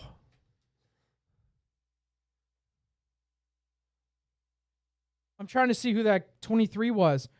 That was the junior quarterback, Ryan Smith, who threw the ball. Looks like they're trying to figure something out there. They haven't officially given the touchdown yet.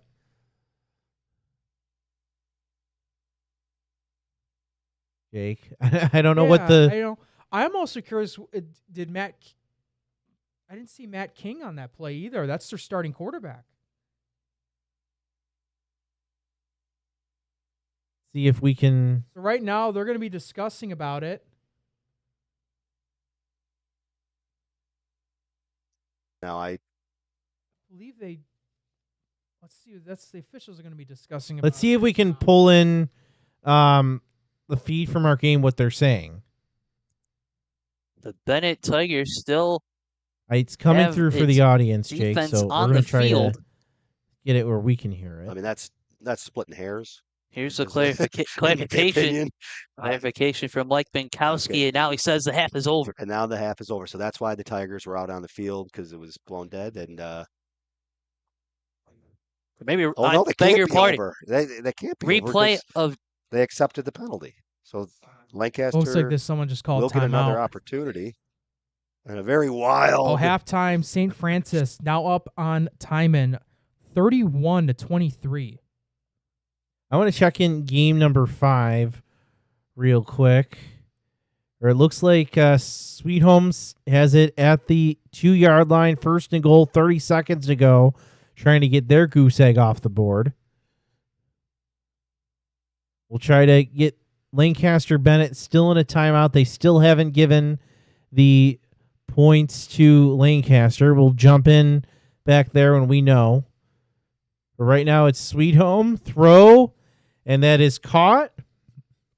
And a touchdown. Panthers get on the board. It's 19-6, 24.4 to go in the first half, pending this extra point. Let's head back to Link. Oh, my goodness, Jake. I think there was a penalty. Wow. Lancaster's going to get another shot, but that touchdown did not count. Oh, he's just chucking this one up. That's incomplete, and that should be halftime. I want to know, though, what happened to Matt King. That's their starting quarterback, and he's not in there now as their guy. So they just went to the half. Bennett's down 8-0, but if they lost Matt King, while we were flipping through games, that is going to be a big loss. Certainly, it will stick on. It looks like that is no good. Jake, most of our games are at half. So why don't we take a short break? I know you have a bunch of scores you're following. We can take a look at other scores happening across Western New York and really give a chance for ourselves to catch a breath because we've been going for, an hour straight, Jake? Yeah, exactly. All right, we'll be right back. Plenty more action to come on the Week 7 edition of the Empire State EndZone.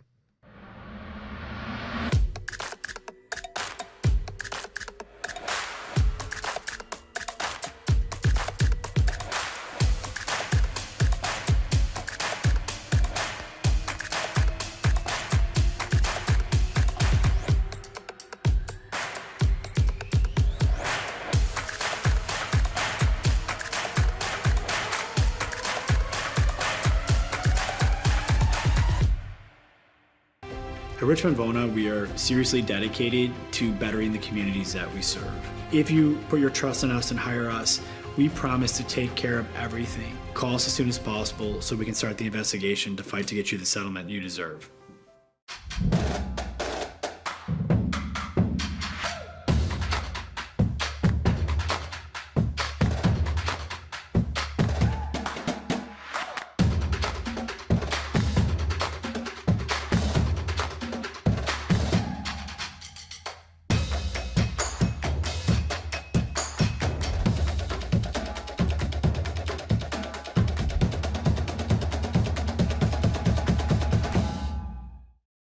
Why do you exercise? To look better? To feel better? To drop a few pounds? To train for an event? To defy age? Or to keep your ability to say yes to the things you love to do? Whatever motivates you, G&G Fitness Equipment is here to get you there. Treadmills, ellipticals, rowers, bikes, home gyms, and accessories. We'll pair you with the right equipment, teach you how to use it, and be there every step of your fitness journey. G&G Fitness. Your goal is our goal. Wingnuts. You still got to go. Have you guys tried Room 40 yet? Looking for the perfect spot to throw your next party? Say hello to Room 40, our private event space at both Wingnuts locations. Maybe you got a birthday, a graduation, anniversary, business event, rehearsal dinner, or even a sports banquet. From intimate get-togethers to rowdy celebrations, Room 40 is built to handle it all and fits up to 60 guests, with custom food and drink packages, flexible setups, legendary Wingnuts hospitality, and all the wings you can handle. If you're planning a celebration or get-together in Buffalo, this is where the party's at. Local vibes, zero stress, all fun. Book Room 40 today and throw a party Buffalo won't forget. Hit the link in our bio or visit wingnutsbuffalo.com/room40 to book now. All right, well, I'll go if you go to Wingnuts. Deal. Welcome back, everyone, to the Empire State End Zone. We've seen plenty of action going on across Section 6 as we have been able to look at some really competitive games here so far. And we're going to show you a live scoring update as a lot of these games have gone to the half so far. This is brought to you by Western Division, home of the great rate. All right, some other games that we haven't been following too closely, but we know scores of. Let's see, Maryvale up on Dunkirk 22-6. Orchard Park 7-0 second quarter. That one game's a little closer than I thought, Jake. Yeah, it was also, to clarify, it was at the end of the first quarter but started in the second, but we have no update yet on that.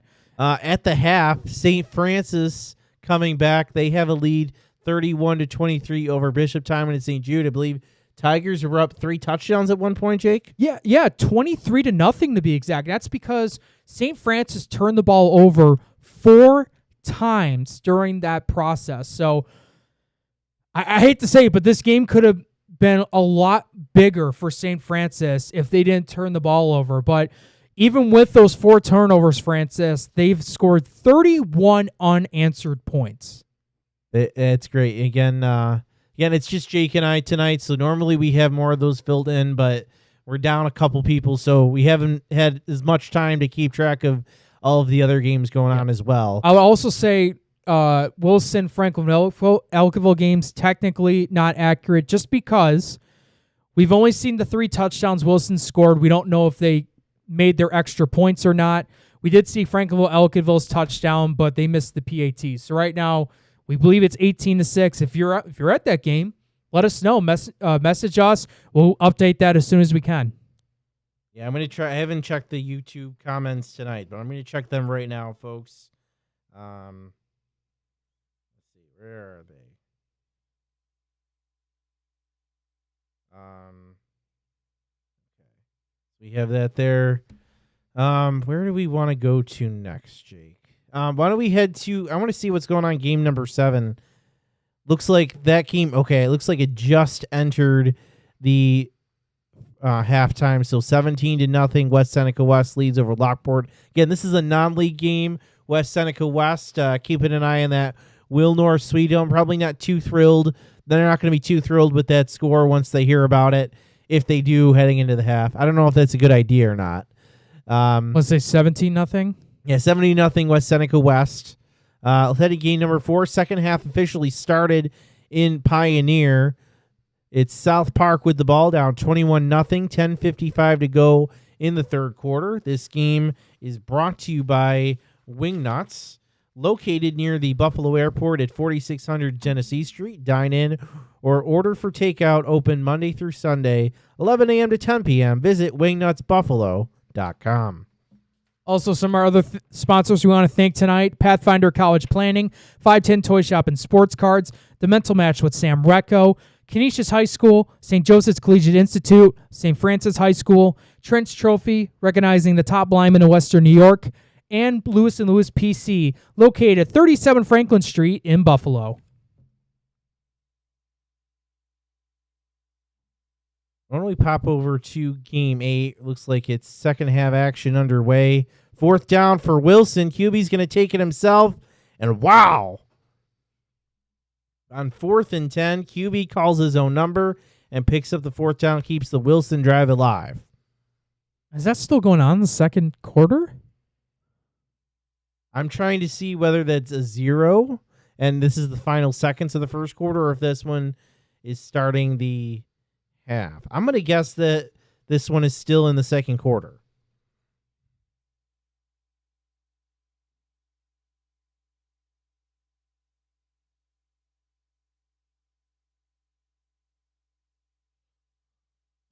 First down and 10 for Wilson. Snap. Hubie's going to keep it. Rolls to his left. Keep it himself again. And almost the same play, Jake. I think they're going to mark him. Oh, it's right at the line for first down. Did they throw a flag? Yeah, it looked like they might have. Yeah, I think they threw a flag, so it looks like that's in the holding area, so that'll bring that run back. This game between Wilson and Franklin-Elkville is brought to you by Colvin Cleaners, Western New York's premier green earth dry cleaner. Dry cleaning, wash and fold, laundry, shirts, and tailoring, located 2375 Elmwood Avenue in Kenmore. Call 716-873-2952. All right, game number 4 we'll head back to. South Park still with the ball at midfield. Looks like it's 3rd and 11 for the Sparks. Sparks still trying to get that number 3 seed in Class B1. Snap, it looks like that's Sacco with the ball. He throws it, and that one's incomplete. I thought one was picked off. Yeah, it looked like, the Pioneer defender thought he had it for a second. Here's a scoring update at halftime. Chautauqua Lake Westfield Brockton is up on Falconer Casadega Valley Maple Grove 21-0. They're at the half. Let's head back to game number 8. It looks like that one is at the half. We didn't see if Wilson got in, but halftime right now between Wilson and Franklinville. Elginville will work on to see if we have someone there who can get us this official score for that, because we're having trouble with the scoreboard. Last we saw was Wilson up probably 2 touchdowns. That was our best estimation. My guess 18-6 would be my estimate of that score.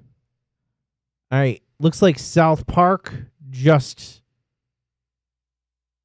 they just punt the ball? It looks like they just punted the ball. And Pioneer's going to take over deep in their own end. 9:31 to go in the third quarter. Actually trying to get confirmation that it was a turnover. Oh, here's a halftime score. Orchard Park up on Hutch Tech 28-0. Actually, Jake, South Park is in the red zone. They must have had a big play. It's now 1st and 10. Handoff up the middle. That's stopped. Pioneer defensive line sniffs out the play. It's going to create 2nd and long. Looks like this is our only game in the second half. I think Southwestern Frewsburg and CSP might be starting the second half. It looks like they're getting about ready to line up for the opening kick of the second half. Looks like, that's what they're doing. So we'll stick here for a little bit and bring you that opening kickoff. But for right now, it's 2nd and long for South Park. The snap. QB looks to throw. He's going to take it himself, and he gets about 4 or 5 yards to make it 3rd and medium. 8:42 to go in the third quarter. Game number 3, opening kick almost here for Southwestern Frewsburg. We're going to kick it off to CSP. What was our latest score in that one, Jake? Or estimated score, I should say. For CSP? Oh, we know that one. It's 14-7 at the half. Ooh, Jake, here's a tight one. 14-14 Iroquois and Olean. Just saw that. They just went the half. Yeah, Olean Iroquois in line to get the number 1 seed in Class B2, but they need to win tonight. That's proving to be maybe a little bit harder than they expected. Oh, who is Starpoint playing tonight? I think Starpoint's playing Cheektowaga.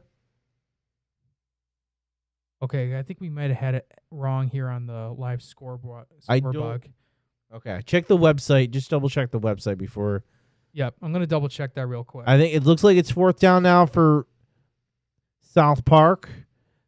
They're down 21-0. 8:37 to go. Desperately need a score. Snap. QB looks to the left side. He lets a big one go. That one is incomplete, so turnover on downs. Pioneer takes over. Their defense stands up once again, and with 8:31 to go in the third, they keep a 3-touchdown lead.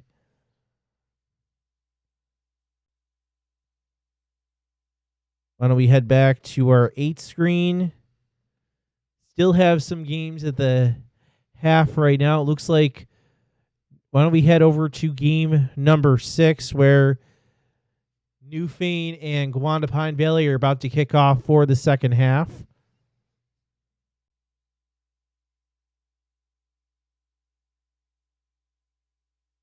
Okay, I'm going to have to update the live scoreboard, Francis, just because I think we were missing a game. Okay.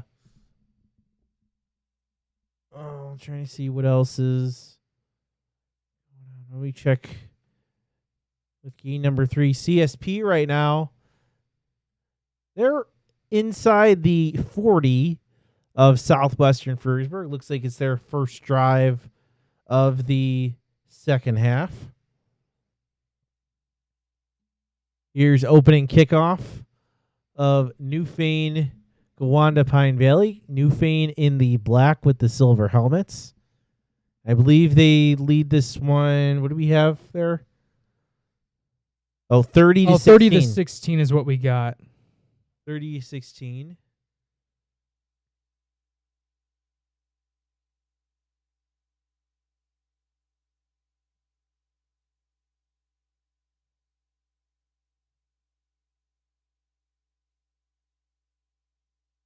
Kickoff.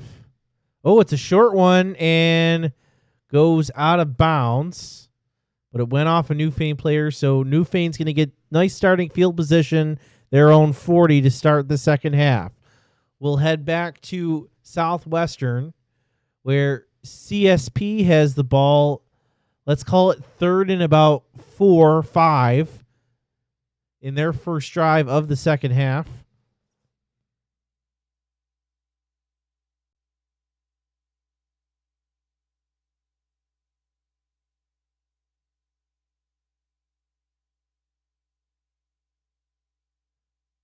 Third and 5, CSP. Snap. QB rolls to the left side. He's going to throw, and it's intercepted. Intercepted by Southwestern Frewsburg. And the Trojans will take over, coming up with a nice turnover to start this second half and the lead. See what game. Why don't we go for game number 2? It's Williamsville South. I'm sorry. West Seneca. It's Williamsville South with the ball on their own end. Looks like they're not sure what time is left in the game. But 1st and 10 for Williamsville South. Scoring update. Akron ties the game up with a rushing touchdown against JFK. They're all knotted up at 6 early on in the third quarter. Oh, Jake, look at him go. He's still on his feet. That's Zanke. Taking it down the right side. That's a touchdown, Jake. That is huge for Will South. Absolutely huge there for them. Finally getting their first touchdown of the game, and you couldn't ask for a bigger one there from one of your top guys. Evan Zankel, I should say. He's the senior. Remember, he was their leading receiver. He gets that touchdown. We missed the beginning of the play, but an opportunity here for the Billies to tie this game up. Actually, they're going to go for the extra point, Jake. That's a little surprising. So we'll stick here for the extra point. Maryville and Dunkirk battling it out. Dunkirk able to cut the deficit to 10 with a touchdown. They currently trail Maryville 22-12. That still has a minute to go in the minute to go in the second quarter. And I missed that. Did they make? I think they added an extra touchdown on accident, but did you see if they made the extra point or not? No, I was trying to update the live scoreboard. So okay, I don't think this 12-8 is right, folks. Why don't we head back to our 8 boxes? Hopefully, our crew at Williamsville South can take care of that. So where you can see Most of our games back in action are back in action right now. Even Lancaster and Bennett. Why don't we head there? The top 8 games here being presented by Dan Cha-Cha Injury Attorneys.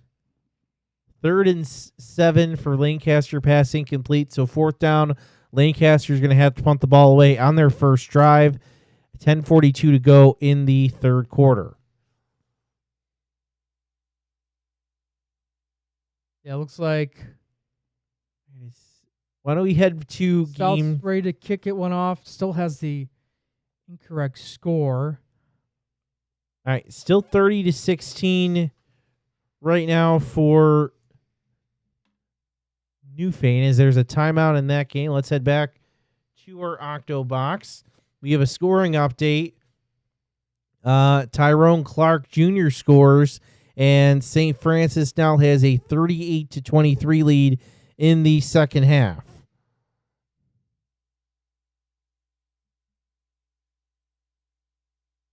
I think we have to go to game. Maybe. Oh, I thought there was a big play. Yeah, there's a big play on Bennett. We got to go to. We should head over to game 1. They just had a huge punt return. They're gonna. This is the replay. They're showing up with Bennett with the red zone chance to extend the lead now, with an opportunity to extend the lead. That's right. Remember, we caught it at the end. It looked like Lancaster had scored on the final play. There was an offensive penalty. They got another shot. Did not convert. So Bennett, opportunity to go up 2 scores. Handoff up the middle, and he gets down to the 2-yard line. Bennett knocking on the doorstep of a touch of the end zone. And remember, guys, Bennett's still one of the few undefeated teams when it comes to league play. They're 4-0 in Class AA. This is very important for Bennett to try to get a win here and keep that 1 seed going. They take the handoff, try to push it up front, and I think they may have gotten stuffed. They'll say his forward progress ends at the 1-yard line, very close to almost getting a touchdown.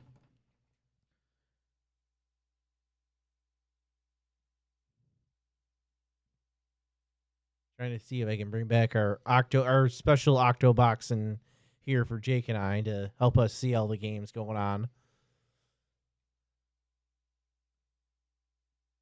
Now Bennett with a chance up the middle, and it looked like he got in, and yes, he does. Touchdown, Bennett.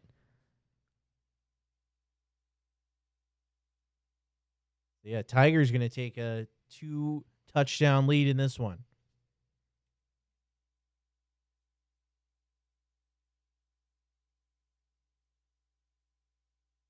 And I want to jump to game 3, Jake, because I think we had a touchdown there. Yeah, it looks like Southwestern just scored. I'm seeing the lights go off, so they have another score. We can't see the scoreboard, so we'll try to figure out the exact scoring there. Let's head back, though, to Bennett. Going for 2, the Tigers. Handoff up the middle. It's going to be close. We're going to need official word, Jake. I don't think he got it.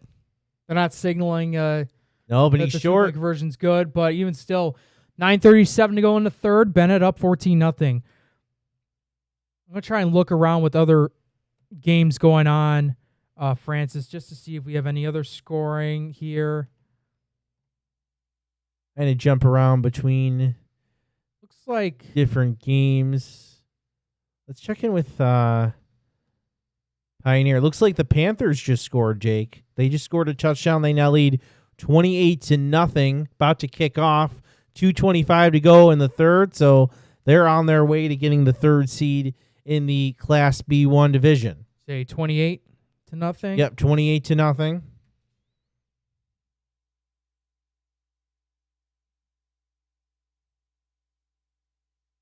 I'm seeing Cheektowaga is up on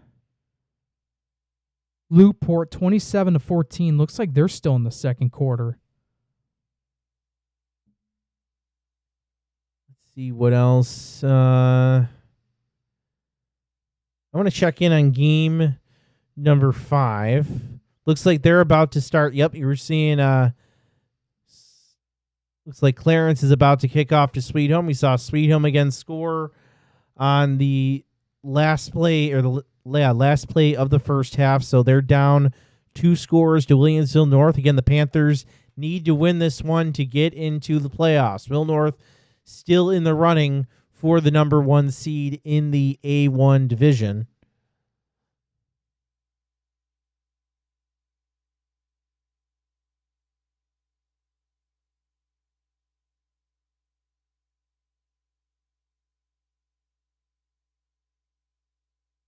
It looks like they're just getting started with the third quarter. I'm just going to go ahead and look around the league, see if we can get any scoring updates from other teams. Yeah, we'll pull up our Octobox for our viewers. Looks like Wilson and Franklinville, Elgeville still at the half. The other games are well into the second half. We'll head to, game number 6. It looks like Gowanda on the doorstep of the red zone, down 30-16, 9:35 to go in the third quarter. Let's head over to game number 3. CSP has the ball. It's on their own end, so we'll keep an eye on that drive. Let's head back to Newfane. Wanda, snap, handoff up the middle, and that's about 3 or 4 yards.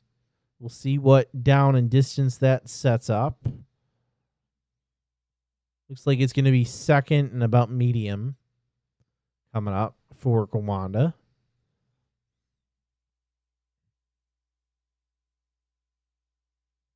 Check in with game number 7. And looks like that's Lockport with the ball, 9:34. So early in the third quarter still. Lockport trying to get their first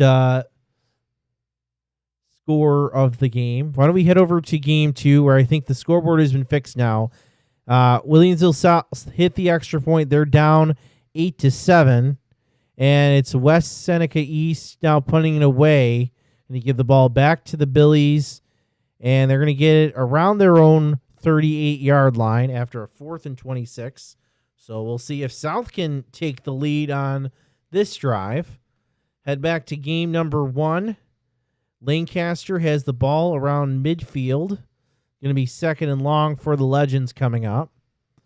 When we head back to game number 6, it's Gowanda moving the ball. They're now officially inside the red zone. And it looks like the Panthers, Gowanda just took a penalty or had a bit of a loss, so it's going to be second and long for Gowanda. 30-16, they're down. About, I think, 8 minutes to go in this third quarter. Want to check in on game number 5. Dunkirk has now been able to cut the lead down against Maryville. They currently trail 22-19.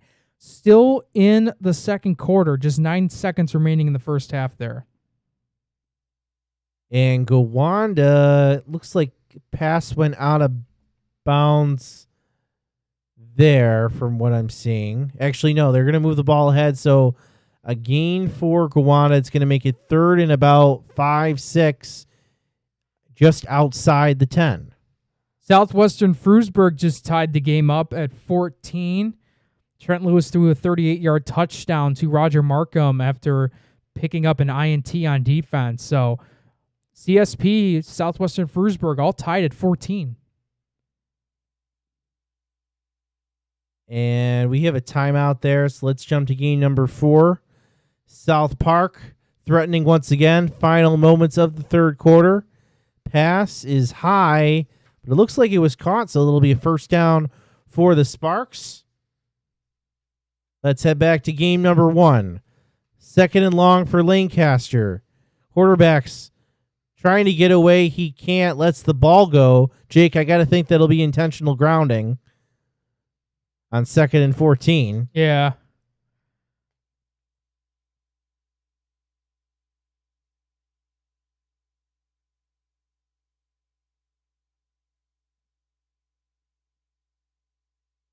So, Francis, this is now another new quarterback they just put in.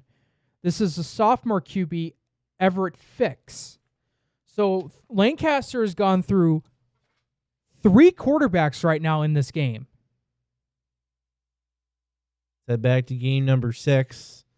Gowanda inching closer. 7:31 to go in the third. I want to see the down marker there. I want to say it's either third or fourth down. Looks might be a fourth down and about 3 or 4 yards. Ball is inside the 10. It looks like they have it at the 8. So Gowanda, 7 minutes to go. Fourth down. I formation. Snap. Handoff. Nope. Fake. Posey looks. He's got a wide open man.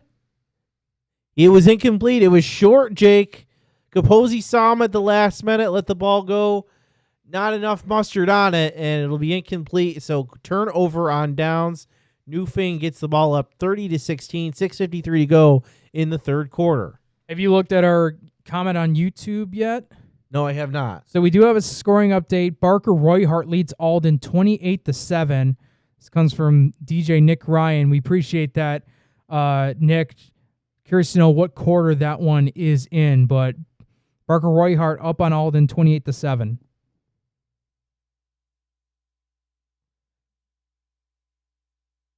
Looks like Southwestern is at the 15 right now, looking for another score, keeping their undefeated season going.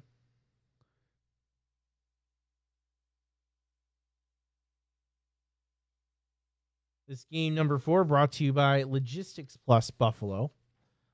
For all your transportation needs, full truckload LTL, dedicated and drop trailer moves, Logistics Plus Buffalo is a one-stop shop. As Southwestern Frewsburg just scores, gets into the end zone and scores. So another touchdown for the Trojans. We're still waiting for an official score on that one, but that's the second touchdown we've seen from the Trojans this half. Well, it's 14-14 all. They just took the lead. They're up 20-14. Oh, it is? Now. Okay. Yeah. Matt Spielman from the Post Journal is also down there. I've been seeing his live tweets throughout the evening. So appreciate, Matt going down there covering the game. One of the many guys we're seeing the live tweeting for games across Section 6. And Jake, Newfane's offense is pretty backed up here. Well, that's because that's not Newfane's offense. That's Newfane's defense. Go on to Pine Valley. Pine Valley got the ball back. In. Looks like they got the ball back. Yeah, you're right. It's second and goal for the Panthers, Jake. Or for Gowanda. They're both the Panthers. How dare they do that to us? You'd be surprised how many Southern Tier teams are called the Panthers. QB sneak and I touchdown. Think he's in. Yeah. So Gowanda Pine Valley not going away makes it a one-score game once again. I was going to say, you mentioned about Panthers. Pine Valley is also called the Panthers. Gowanda's the Panthers. Newfane's the Panthers. I believe Sherman High School is also called the Panthers as well. So, yeah, speaking of the Panthers, we're going to jump up to Sweet Home. Yeah, you got Sweet Home Panthers too. Where their opponents, Williamsville North, are inside the red zone. They're up 19-6 with about 8:30 to go, trying to stay in the driver's seat for a number 1 seed in their division. Snap. QB keeps it. Weissenberg up the middle. And that's a nice gain. I think that's going to be enough for a first down, first and goal for the Spartans. Let's check back in game number 6. 2-point conversion was good for Newfane. It's now 30-24. 6 minutes to go in the third quarter. That one is turning out to be a barn burner. Yeah, that definitely is. Gowanda Newfane battling it out. Haven't checked in with game number 2 in a while. Still 8-7, the Trojans lead. Looks like, I believe that game is finishing up in the third quarter. So it's 50 seconds to go in the third quarter. Trojans with the ball on the 34. Why don't we head to game number 5? I would just saw a play there. I figured Will North still close to the end zone. We'll head back to game 2 real quick. I just thought they might have Saw the play go off. I didn't know if they were going to do anything yet, but we'll head back here. This is a 3rd and 1 for West Seneca East. Taking the snap, lobbing a pass over, and it's incomplete. Let's head back over to game number 5. Will North is inching closer to the end zone. Yeah, from the 290 to the 990. 3rd and goal for Williamsville North.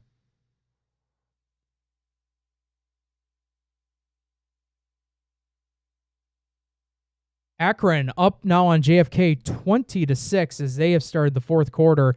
And Will North punches it in 4-6. They now go up by the score of 25-6. This game brought to you by SUNY Cortland.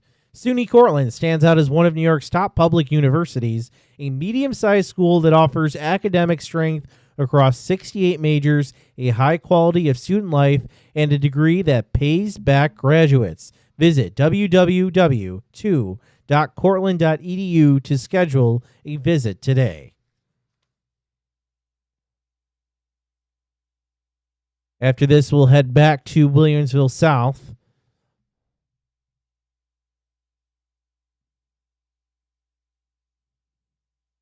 Two-point conversion attempt for the Spartans. Snap. Weissenberg looks to his right, throws. That's cut off, so we'll have to wait for a signal. Looks like that 2-point conversion is good.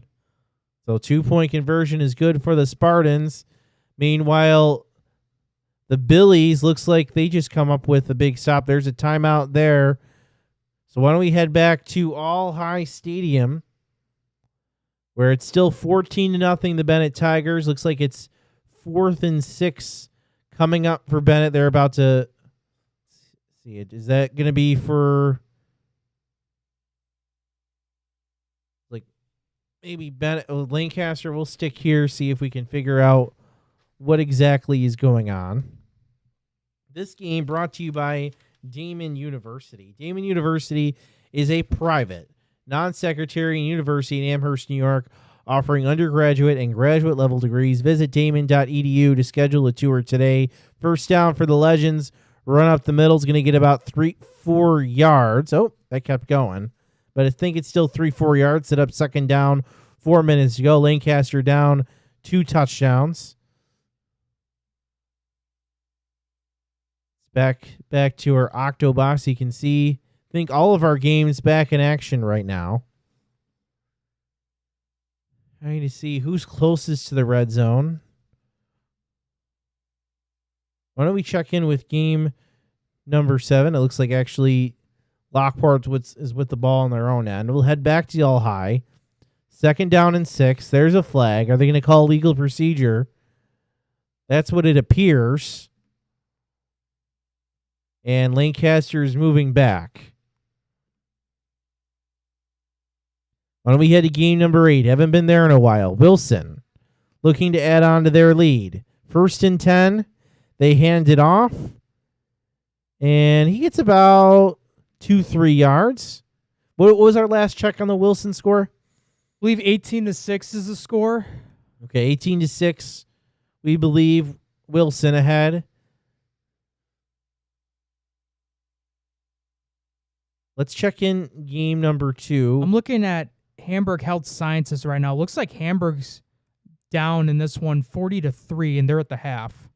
Well, West Seneca East, big throw. That one is incomplete, knocked away by the defender. And it looks like that will end the 3rd quarter.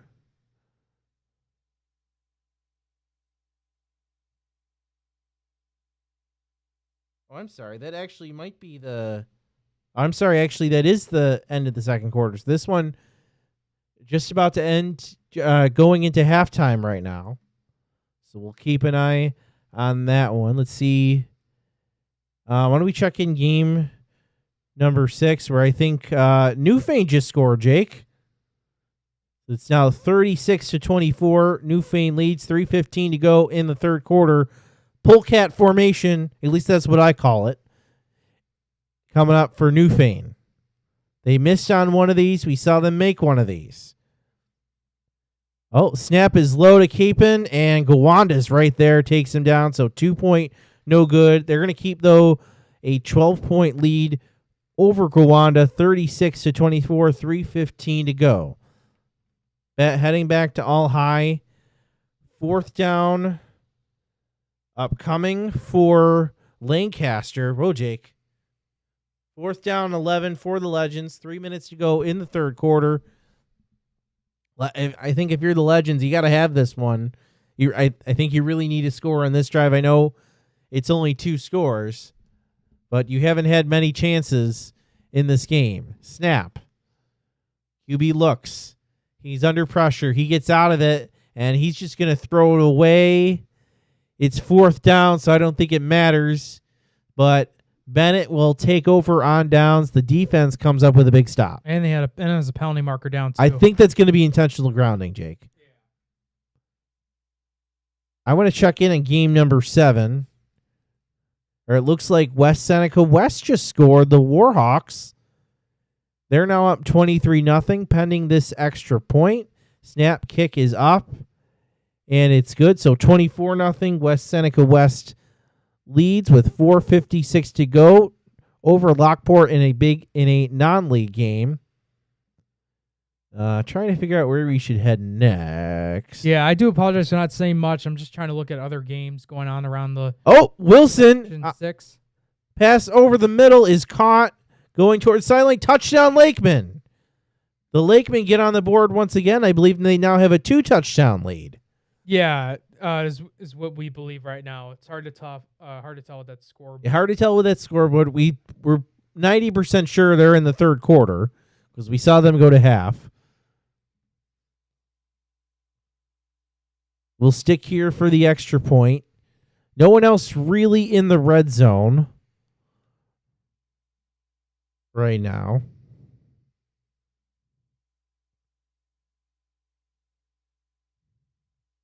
I believe that West Seneca East Will South game just getting to half now, Jake.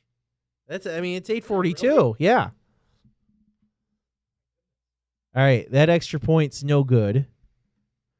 I'm going to take a look. You guys won't see it on the broadcast. I'm taking a look at Medina right now. There's no score. There's no score bug, so I don't know. I just have that game on. We'll see if there's maybe an update of what that score can be. All right, we missed a little action. South Park looks like they scored this game in the fourth quarter, Jake. 5:03 to go. South Park was able to get on the board. They've now gotten the ball back. You just saw a 1st and 15 lose yardage, so it's going to create a well, that would show in 1st and 10. So I'm confused. We'll see in a second as the teams line up for the next play. I'm going to look at looks like Pioneer's ball, so looks like the Pioneer defense made a stop on that one. So 5 minutes to go. Pioneer's going to try to run the clock out. Another Panther team, Jake. Well, we'll go from one animal to the next. I have it on my laptop. The Bulldogs of Kenmore East are battling against Grand Island. Grand Island up big in the third quarter, 32-0. Finally, in the second half, it's West Seneca East and Will South. West Seneca East is gonna start with the ball. Why don't we check in game number 1? There's some action happening near the end zone. And hopefully they show a replay, Jake. Yeah, definitely. Down what at else the do we... 1 foot line? Oh, we'll get the replay now. Oh, they had a big play here. Big pass play. Pressure right in his face. What a catch. Oh, and they just tripped him up before he got in the end zone. Oh, that's always a bummer to have there. But the way this Bennett team is, they're trying to punch it in the end zone. Can they do it on one play? Not that time, no. Lancaster stuffs them. You know what, Jake? If this game gets any closer, that could be a very defining play in this game, especially if Bennett doesn't score here. It'll set up a 2nd and goal. We're going to keep an eye because guess what? Newfane Gowanda, I think that one's back in the red zone. We'll check in. Why don't we check in with that one right now. Yeah, Newfane with the ball. They're on the red zone right now. We'll go back there, but right now it's at all high. Oh! Handoff was fumbled, and Bennett's going to lose yards on 2nd and goal, Jake. Wow. Huge play for Lancaster. But they got to keep it up, though, as this clock's going to wind down and head into the 4th quarter. Back to Newfane. Snap, Capon.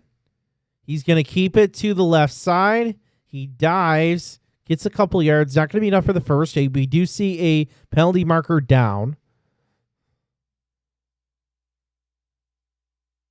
Why don't we head to game number 5 real quick? And it looks like Williamsville North just scored. So the Spartans add to their lead 33-6 right now, pending this extra point.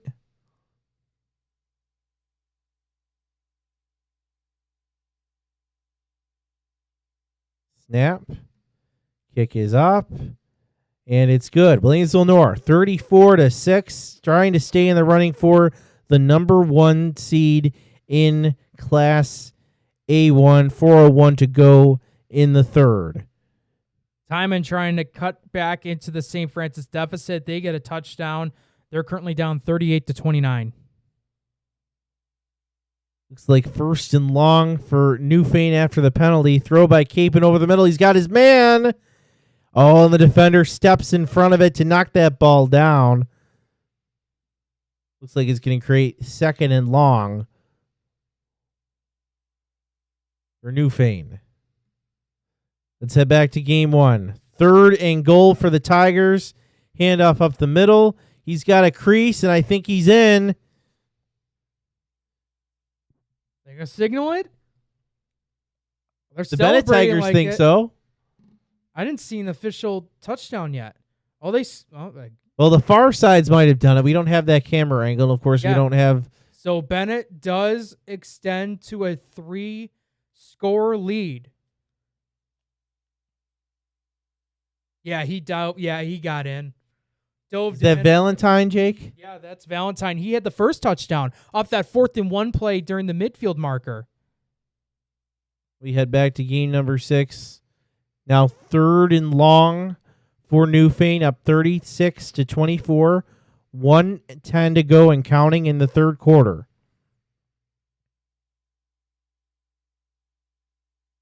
Snap, Capon. He's going to look, steps up, throws to the right side. That was tipped and picked off. Picked off by Gowanda. That's 28. I think that that's Medley Peters, I believe, who takes it, and he goes out of bounds at his own 45. So a big interception from Gowanda, and right now they're down 2 scores, but an opportunity late in the 3rd quarter to drive once again. And we've known this team throughout the season, Gwanda Pine Valley, can put points on the board. And they're doing it against this new Fate team that's really been dominant on the defensive side. Scoring update. Timon scores. It's now 45-35 St. Francis over Bishop Timon. Trying to see, one might be in the 4th quarter now. Oh, you say 45-35? 45-35. Just got that update. Oh, wow. That's within 3 minutes, Francis, 3 to 5 minutes, where there's been 3 combined drives by both teams, and they've all ended in touchdowns. What a barn burner that is. Southwestern, they get a big play up the right side. We don't have a score here, but we know Southwestern's been pretty much in control of this one, even though CSP has had some chances. What was our last scoring update from this one? Oh, it was 21-14, Southwestern Frewsburg up. Okay, so Southwestern Frewsburg looking to go up 2 scores. Let's head to game number 2, where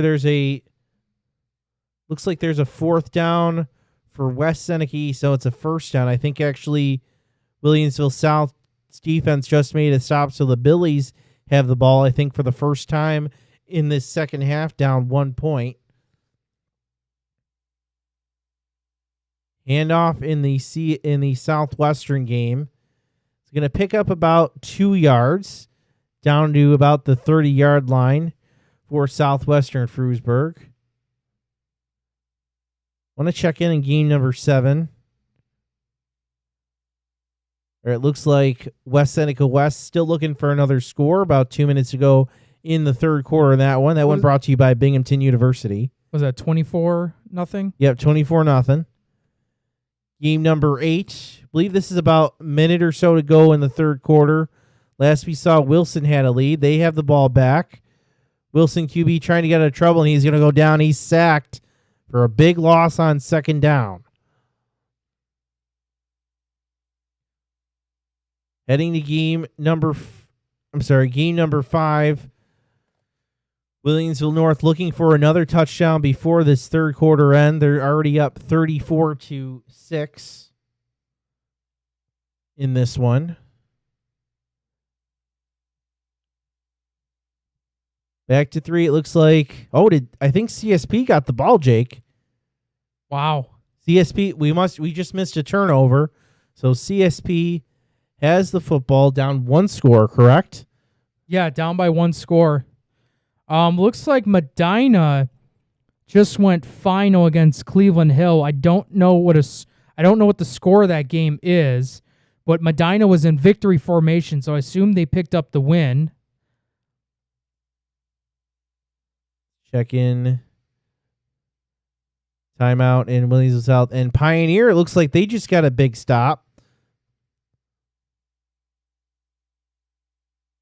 So on first down, South Park loses some yards, and it's about a minute to go, and Pioneer is looking to lock up the number 3 seed in the Class B1 division. Let's head back to game number 2. Staying in that division, Williamsville South 3rd and 5.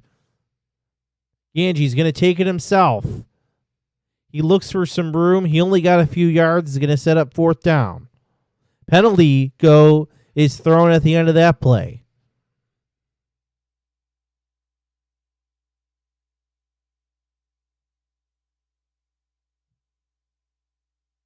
So I did have a miscalculation on the score bug. Southwestern Frewsburg's up on CSP 20-14.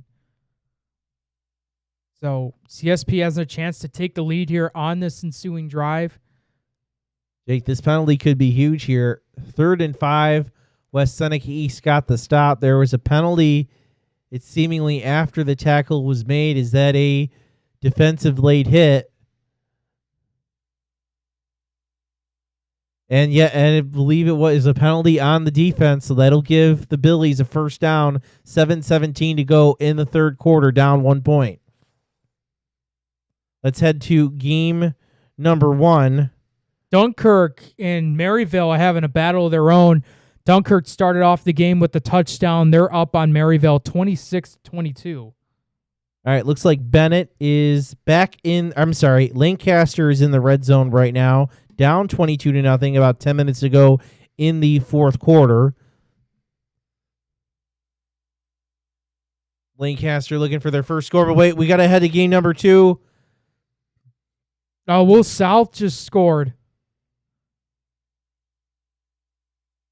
Yeah, Billy's just scored. They take the lead in this one.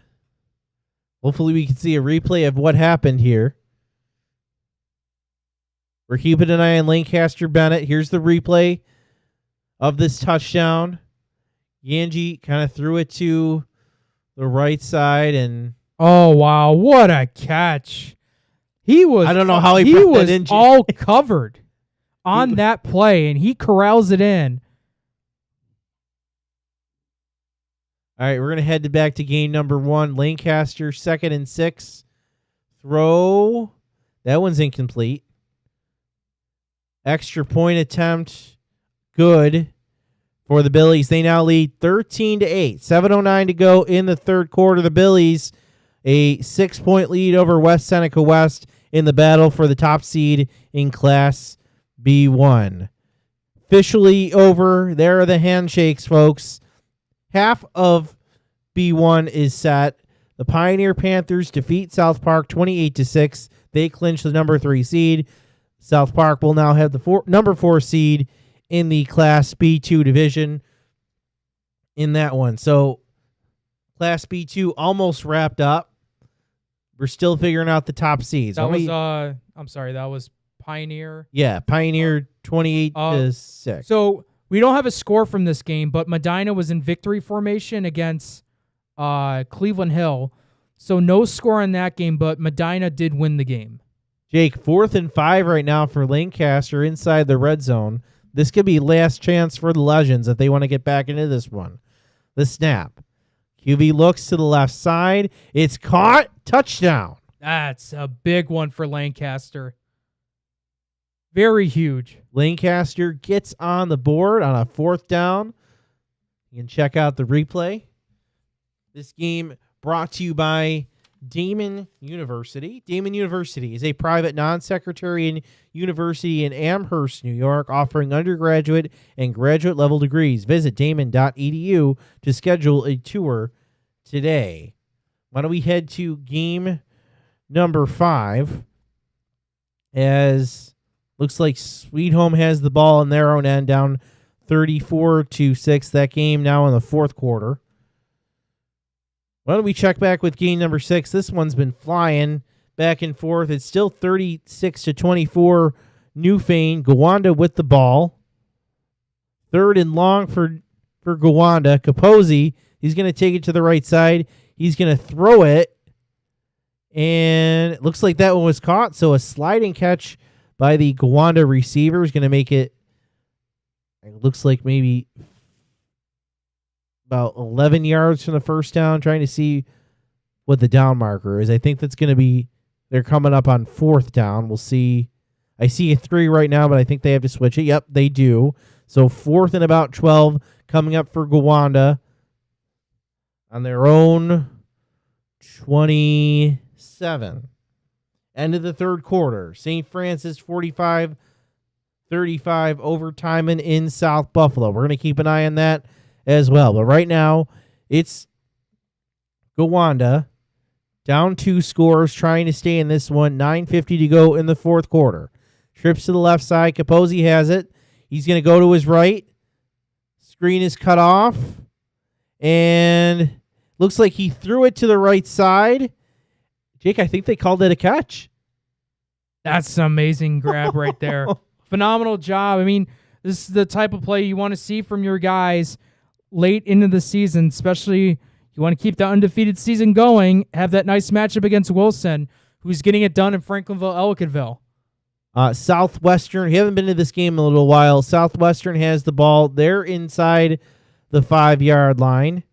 We know CSP got a turnover, but I don't think they scored on it. So Southwestern, I believe, trying to take a 2-touchdown lead. Yes, that is the case. All right.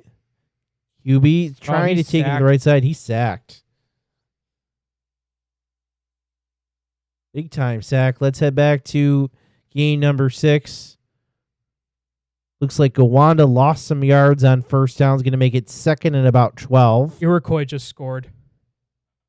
They were tied 14-all with Olean, and now have now jumped out in front. They're up 20-14.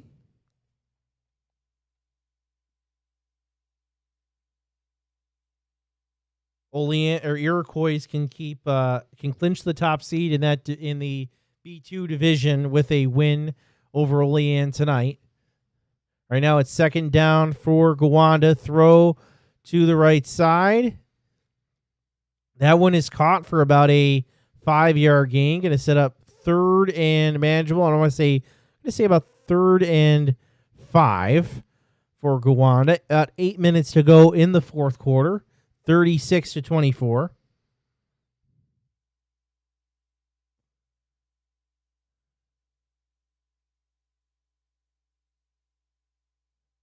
Well, you head back to game number 3. It looks like Southwestern just scored. The Trojans going to take a 3-touchdown lead, correct? No, they go up 2 scores. They go up 2 scores. Yeah. So Southwestern looking to stay undefeated and clinch the top seed in the C South division as they line up for the extra point. Let's head back to Newfane, where Gowanda, looks like that pass went incomplete, so it's going to be 4th down for Gowanda. We saw them convert one earlier, and there's a timeout. Why don't we head to game number 2? West Seneca. Let's check game 3 real quick. I don't know if they went for the PAT yet. Oh, yeah. This is going to be important here. That one's on the way. So I believe the score here is 27-14 in favor of Southwestern Frewsburg. West Seneca East driving inside the 35 right now. That was a 3rd and 7. I believe that's going to bring up 4th and maybe about 3 or 4 yards. We'll wait on the screen to see what they're going to call it. We just saw Will South scoring a big long pass play. 4:45 and counting to go in this third quarter. Trojans undefeated right now. That in jeopardy in their first seed in the Class B1 in jeopardy right now. It's 4th and 4 for the Trojans.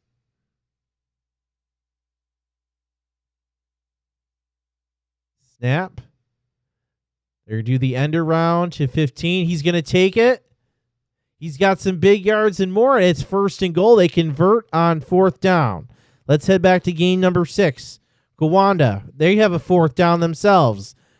Don't need a touchdown to get the 1st down. Looks like it's going to be another about 4th and 4. Snap. Capozzi looks to the right side. He tries to find his man. Jake, was that caught? I don't know. I don't know. That looked really tough. And no, it looks like Newfane is able to come up with the stop. So Newfane's going to hold on to their 2-touchdown lead. Let's head back to game number 2, where it looks like we just saw 1st and goal just wrapped up for West Seneca East. Looks like there is an injury. Let's check in over at All High Stadium. Bennett with the ball back. You can see about 6:30 or so to go in the 4th quarter. They have that 22-7 lead. Handoff. And Valentine is stopped on 1st down and 10. Lancaster defense stiffening up. They got some momentum, Jake, after that touchdown. They got to go 3 and out here. They got to go 3 and out, get down the field real quick and score. Why don't we check in game number 5? Last we saw Williamsville North in control of that one. Looks like they still are. A 3rd down in their own end for Sweet Home.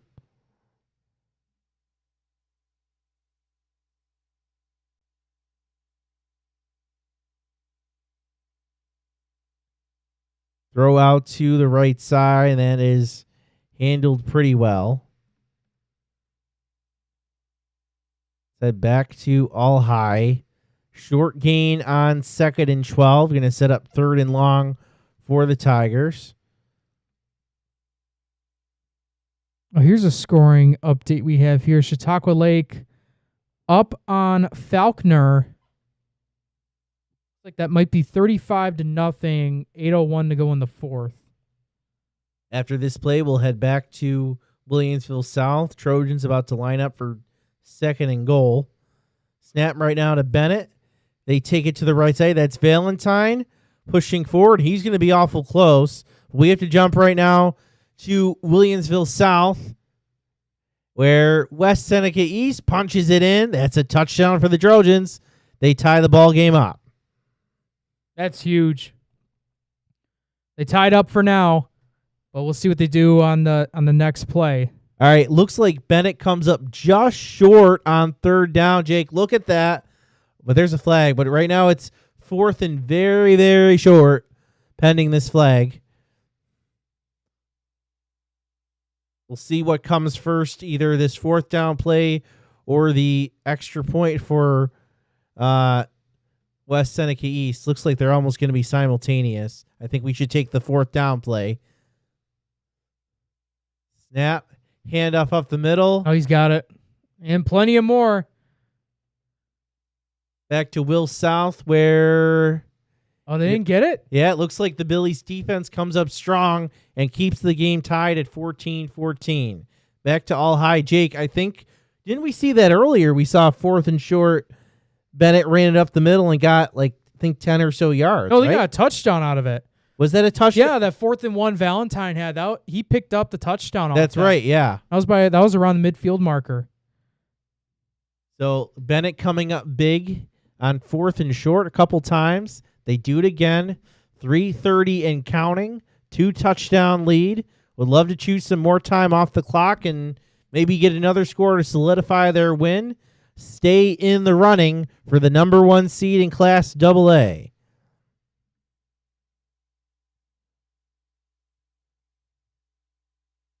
Number 0 takes it. There's a flag. He gets into the end zone touchdown, but there's a flag in the area of holding. I want to go back to our Octo box right now, see what else is going on.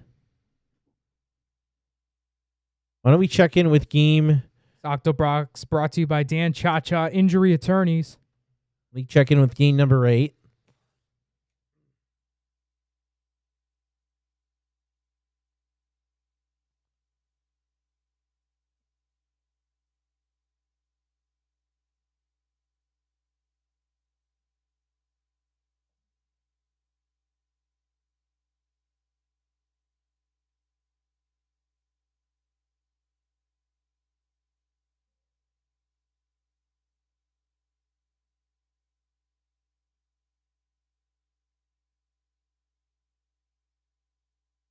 The midfield right now for Franklinville, Elginville. We're trying to get all our notes back in the order to us. Again, reminder, folks, unfortunately, it's just the two of us, Jake and I, tonight, trying to do everything.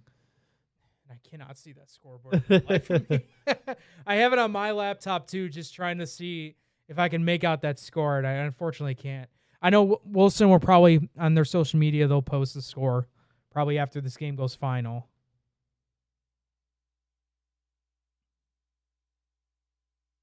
I can also try the comments here, see if there's any updates on any games. And we always appreciate that. You're always out of the game. You're listening to us. If there's a game we're not highlighting or that we're trying to get a score from, let us know in the comments section on YouTube, Facebook, and X. We always appreciate you guys doing that. Yeah, we're trying to keep up on those comments, too. It's a little tougher tonight, but... And DJ Nick Ryan coming in big. Barker Royhart leading Alden 34-14 in the fourth. Big play. That's what you need from. That's what we need from us. Always let us know. Big play for the Tigers. Looks like it's going to set up 1st and goal. I think that was Valentine on the run. About 2 minutes to go in that one. Bennett trying to put the final nail in the coffin. Why don't we head back to game number 8? Or big play right now for the Lakemen. They're trying to get into the end zone, and they do. Touchdown, Lakemen. Final score, Orchard Park beat Hutch Tech 48-6.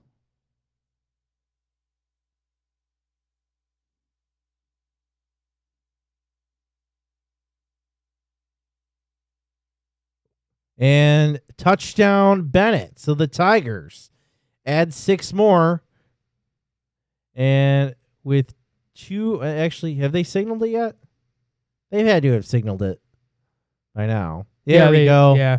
28-7, pending the extra point. 2:14 to 2:25 to go in the game. So Tigers in full control of that one. Let me head back to game 8. Looks like Wilson going for the extra point. We assume this is a 3-touchdown lead, Jake. I know we can't see the scoreboard. That would be my guess. Okay. Well, they missed the extra point there. That game brought to you by Colvin Cleaners. Colvin Cleaners is Western New York's premier green earth dry cleaner. Dry cleaning, wash and fold, laundry, shirts, and tailoring. Located at 2375 Elmwood Avenue in Kenmore. Call 716-873-2952. And we're going to have another game that goes final. Grand Island shut out Kenmore East 32-0. Newfane has the ball in their own end. It's now 36-26. I think there might have been, it must have been a safety, Jake, in that one. With 36-26? Yeah. Because when it wasn't 36-24 last we saw? It was. Yes. Well, yeah, Newfane was pinned in their own zone. Yeah, so that must have ended up as a safety. But now Newfane has the ball back. So 4 minutes to go. Looks like it's going to be 3rd and long, so we'll see if Newfane can get a couple first downs and escape with a win in this one. Wow, what a beatdown St. Francis is now doing on time. And What a high-scoring game, too. 52-35, a combined 87 points from both those teams, where it's been the exact opposite in this one, but it's been a good battle between West Seneca East and Will South. Yeah, this one's still tied. 2:17 to go in the third quarter. Trying to see. Why don't we check in with game number 7, which is brought to you by Binghamton University. 34-0. West Seneca West leads over Lockport. 6 minutes to go in the fourth quarter. Again, on League One, Warhawks are gearing up for next week. Big game against their rival, West Seneca East, who currently is undefeated, but that one is hanging in the balance. We'll check in on them in just a moment. What score is this one? 34-0? Yeah, 34-0. Okay. Just trying to update this live scoreboard so that you can all you guys can take a look at it when we get to it. I go back. Looks like Newfane is going to punt it away. We barely got that off. And that's going to take a bump near midfield. So Gowanda, decent field position, Jake. 2:43 to go. Down 10 in this one. I think the Frontier game went final against Clarence. Williamsville North, I think we missed a touchdown. They added on to their score 41-6. 5 minutes to go and counting over Sweet Home. That's good news for the Kenmore West Blue Devils, who lost last night. Looks like they will make their way into the playoffs as the number 4 seed in Class A1. As we get a handoff up to the left side. Big gain, decent gain here for Sweet Home. We'll head back to game number 2, where the West Seneca East offense is knocking on the door of the red zone. 1:50 to go in the third quarter. Still plenty of time. A tie game. Snap. And he's going to take it up the middle. Couple of tough yards. That's Urban. He's had a couple of great touches so far. He's going to be very close to the first down. We'll see how they signal it. And they're going to call that a first down. Let's head to game number 3. CSP with the ball. Believe they're down 2 scores, Jake. And that one is caught over the middle. Nice catch there. Yeah, they're down 24-0. Yeah. Oh, 24-0. Wait, I'm sorry, 24-17, my bad. 24-17, so down 1 score. CSP officially in the red zone. We think, are they in the fourth quarter now, you think? Yeah, we don't. Unfortunately, folks, you can see it in the bottom left corner. I'm sorry. I got so many scores to look at. Let me check. Let me double check real quick. That what I said is probably inaccurate. All right, throw over the middle. That was dangerous. I think that was nearly picked off there. Okay, 27-14. Very late in the fourth quarter. Probably like a couple minutes in that game. Back to game 1. Bennett has the ball back up 28-7. Oh boy, there he goes. Oh my goodness. Up the middle. Tigers. Well, if it wasn't finally secured as a W, that one will definitely do it. And I don't think they were even trying to score, Jake. I think that hole just opened up and he had to take it. 34-7 pending the extra point. Bennett leads. 2 minutes to go in this one. I don't have a final score from the Clarence Frontier game, but Frontier did pick up the win. Probably see later on social media what the score is, but Clarence did beat Frontier. And it looks like it's a turnover on downs for CSP. I see some celebration from Southwestern Frewsburg. Yeah. Looks like the defense made a stop. Southwestern Frewsburg trying to clinch number 1 seed in Class C South. And Iroquois scored again on Olean. They're up 28-14, just under 3 minutes to go in the fourth. Mind you, Iroquois also can clinch tonight. They're B1, number 1 seed in the B1 division. So Southwestern with the ball. Why don't we head to game number 2? Still in the third quarter. Trojans are driving. It was a 2nd and 26. I think got cut down considerably. We'll see how, or maybe not. I guess not, so it'll be 3rd and 26. We have to go back to game number 6.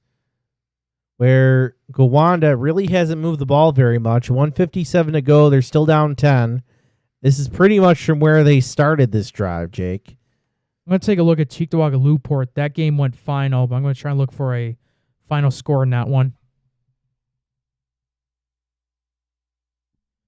But this one, fourth quarter, 36-26. Gowanda Pine Valley has the ball, so this is kind of like the last chance to try to make something. Yeah, it looks like about a 3rd and 5.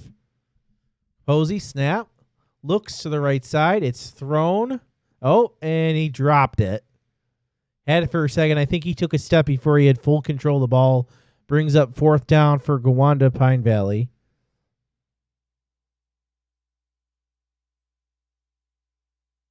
Southwestern Frewsburg, a nice run there.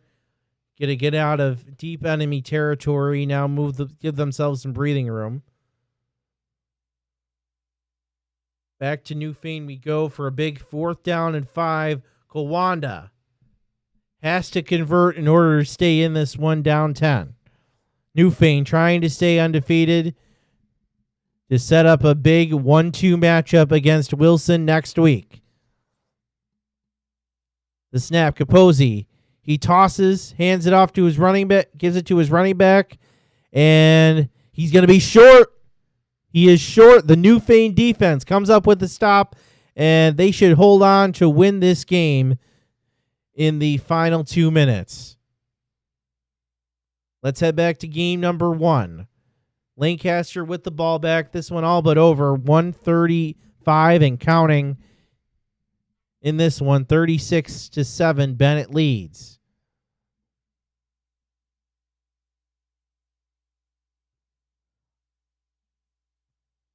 Snap. Handoff up the middle on 2nd down. Francis, I am seeing a battle, according to on X, happening in Dunkirk. I don't know if we can get that game. But right now, I do want to go to Franklinville, Elginville, Wilson, where I am seeing handshakes, and we're going to assume that this is a Wilson victory. So Wilson secures their victory. Newfane on the doorstep. So we'll check in with Newfane. Gowanda right now is Newfane has the ball. They're going to try to run the clock out. So Dunkirk and Maryville have been battling it out. Maryville just retook the lead. They're up 28-26. Jake, I'll see what I can do. Where's the game at? Should be Dunkirk.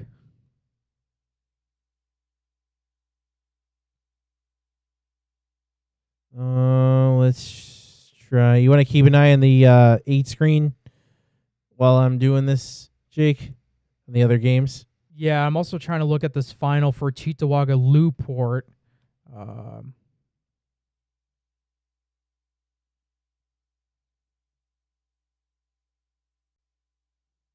Looking at the Octo box right now, looks like nothing's really going on. Bennett just went final. The final score 36-7. Yes, that one goes final. So the Bennett Tigers stay undefeated. They knock off the Legends. So what does this mean in Class AA? Next week, it'll be Orchard Park and Bennett for the number 1 seed. The Tigers win, they get the number 1 seed. If Orchard Park wins, they get the number 1. However, if Orchard Park loses, they drop down to the number 3 seed. Now that the Legends have, since the Legends have the head-to-head tiebreaker over them. So AA starting to shape up, and Tigers, I think, really making a statement against one of the top teams in AA. This is what we're trying to figure out about Bennett. Are they back? Well, tonight it appears like they're back. Yeah, it definitely does. It was curious to see how it was going to be once the season started out, when Niagara Falls had that close battle with Bennett. But as the season's gone along, Bennett has really done a phenomenal job.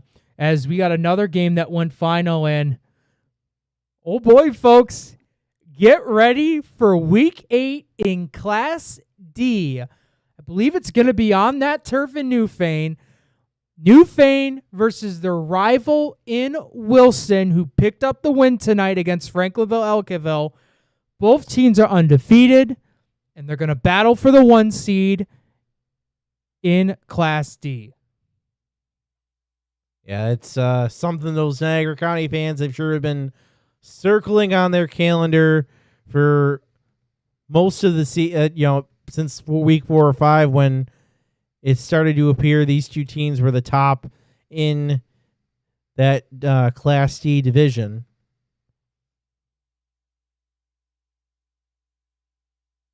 Jake, you asked for it, and you got it, although there is no scoreboard there between Maryvale and Dunkirk. Can you get us up to speed, though, Jake? So this has been a back-and-forth battle. Maryvale took on the lead early, and both teams have been able to go back and forth. Maryvale, I believe this is looks like the start of the fourth quarter. Maryvale is up on Dunkirk 28-26. We have another final, though.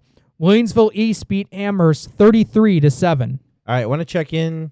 I want to go to game number 5, actually, where it looks like this one is wrapped up. The scoreboard is turned off, but I'm assuming since they had a sizable lead, Williamsville North picks up the win. Big one in A2. This means Kenmore West is officially in the playoffs. They get the number 4 seed.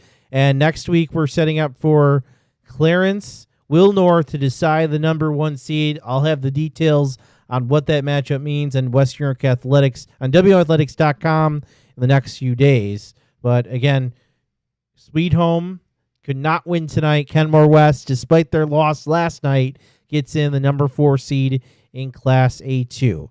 I'll try to look at the final score of that game because we were going back and forth with there because I think it was 41-6 at one point.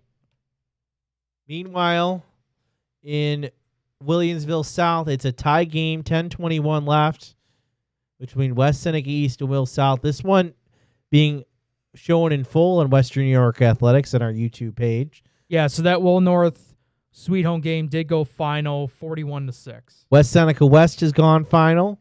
So has Southwestern Frewsburg and CSP. That has gone final as well. And try to get the most of our games tonight have gone final. We just have the 2 still in action. This one and the Dunkirk Maryvale one.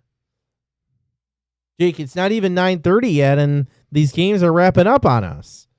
Yeah, absolutely. I mean, we had some really good games so far throughout the evening, but it's been a fun one that we have seen so far here tonight.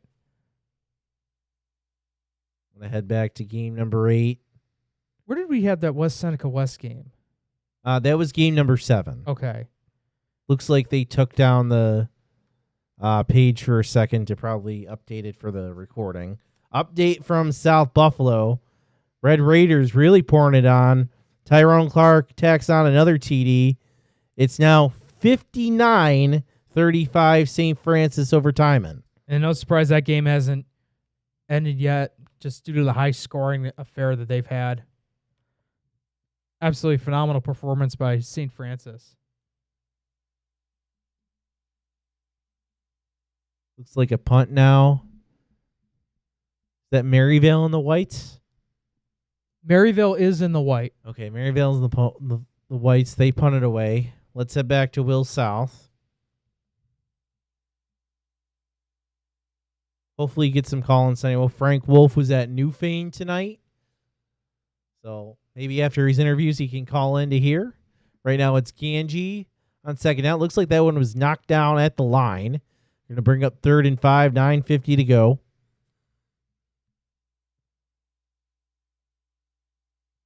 Dunkirk with the ball. And this is in the fourth quarter, we're being told, Jake? Yes, I believe this is in the fourth quarter.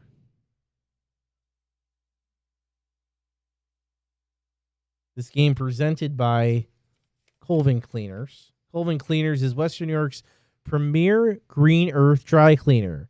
Dry cleaning, wash and fold, laundry, shirts, and tailoring. Located at 2375 Elmwood Avenue in Kenmore. Call 716-873-2952. Throw incomplete on that one.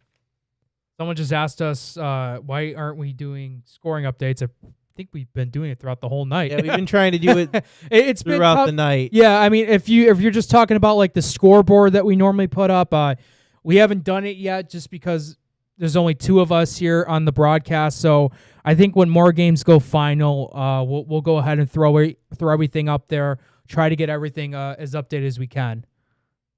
But also, we've had some really good close games as well, including this one. Yeah.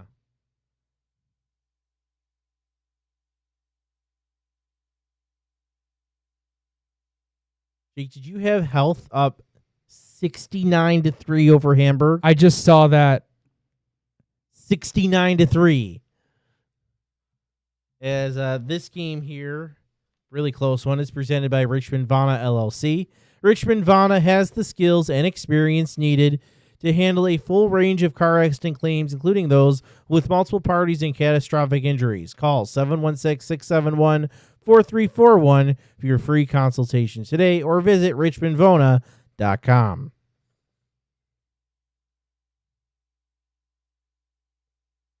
All right, 4th down, and Will South is going to punt it away, 9:40 to go.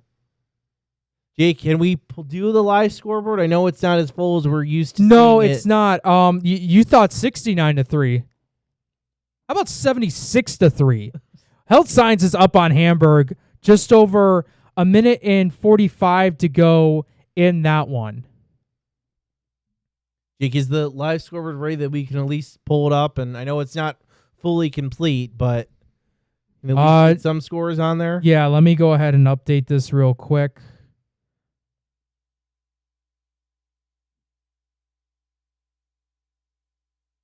Mind you, tomorrow on Western Athletics, I think you're doing what? Lackawanna Depew?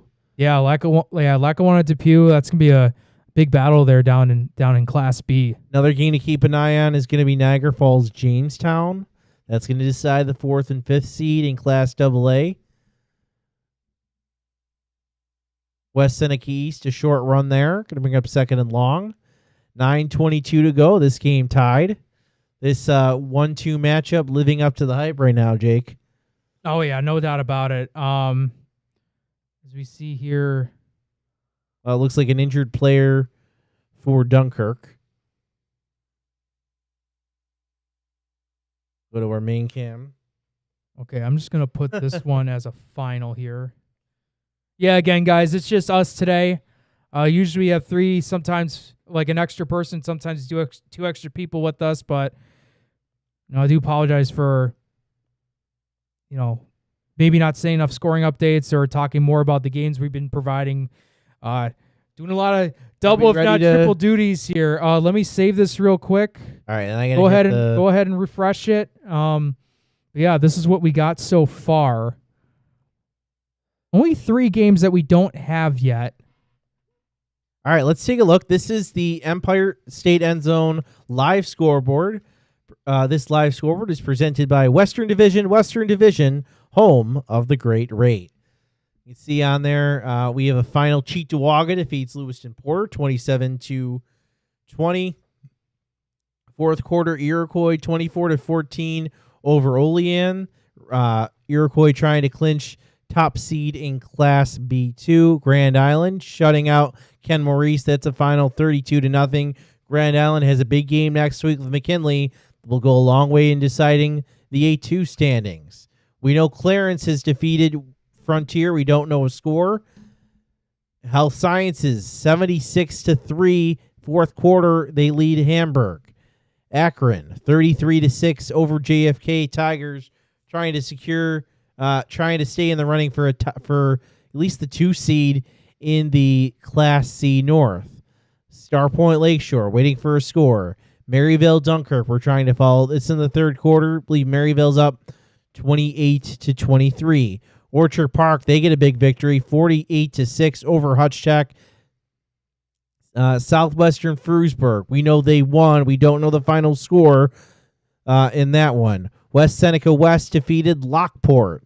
That was a win. Williamsville North, they stay in the running.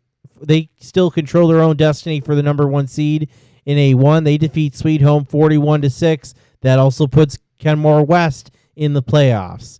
Bennett picks up a big win, 36-7. They stay in the running for the number 1 seed in AA.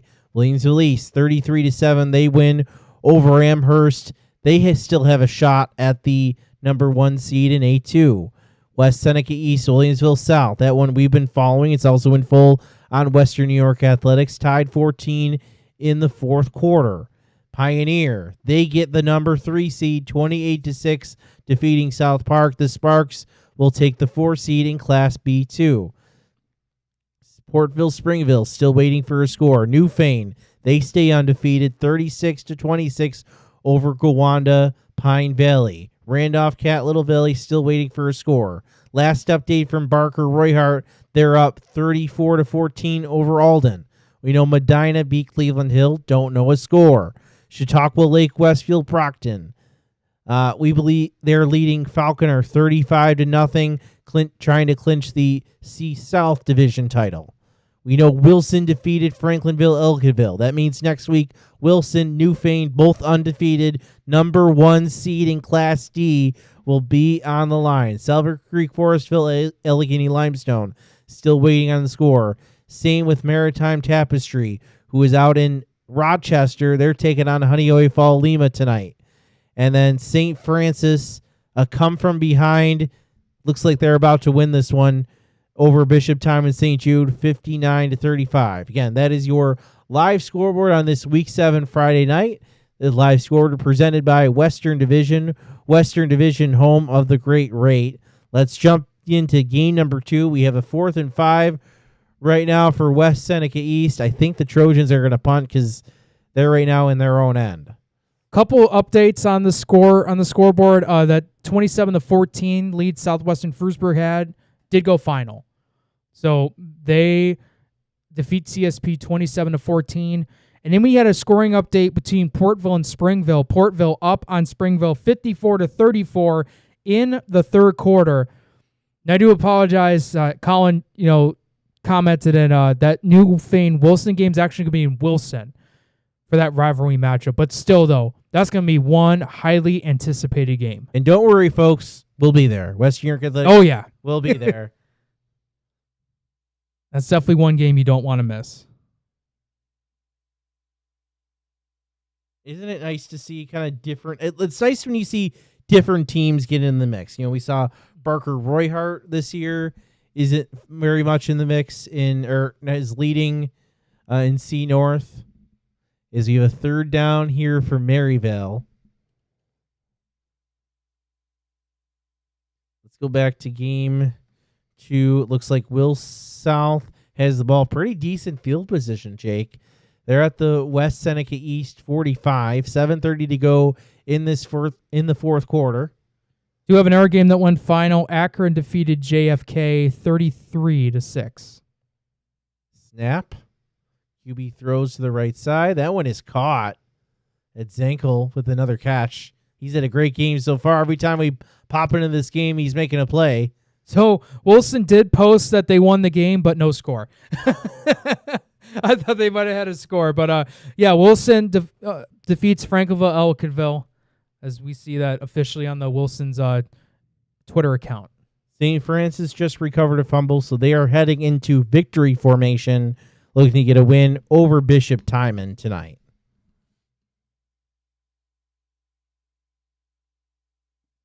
Their matchup with Canisius is probably going to come up maybe... I believe it's in a couple weeks. Not next week, but maybe 2-3 weeks. I believe it is 2 weeks. It just went final. St. Francis beat Bishop Timon 59-35. And looks like a penalty by West Seneca East is going to give Williamsville South a first down. We've had a couple of those tonight on both sides.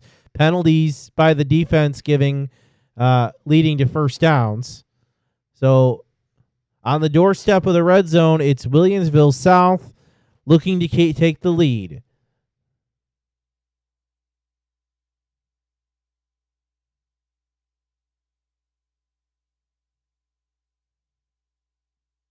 I think someone just commented on the Falconer Chautauqua Lake game. I'm going to check that with you real quick. Oh, look at this. Ganji takes off with some power at the end. Yeah. Oh, that's so huge. Got him right inside the 5. First and goal for the Billies.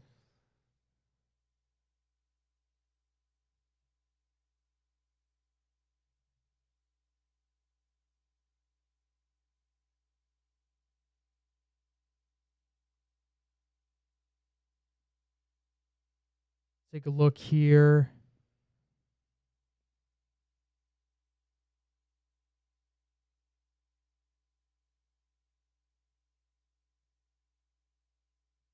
First and goal right now for the Billies. Snap. Take it to the right side. Ganji's going to try to keep it. He gets, great to play by the defender, stringing that out and knocking down Ganji for a big loss, taking him all the way back to the 15 to set up second and goal. 6 minutes left in the fourth. Connor Finnegan just scored a 10-yard rushing touchdown. Maryville has now extended their lead. They're up 34-26.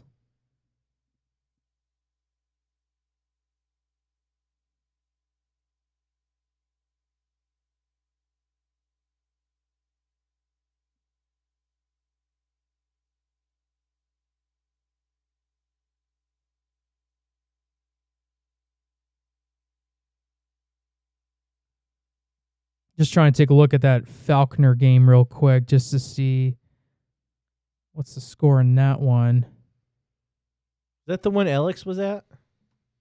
Wait, Alex? I don't know what game he was at. I saw he posted something. He was at the Falconer game. Oh, he was? Oh, well, I'll just text him real quick. Yeah. Yeah, Alex was there. He was texting me for some reason, but just me.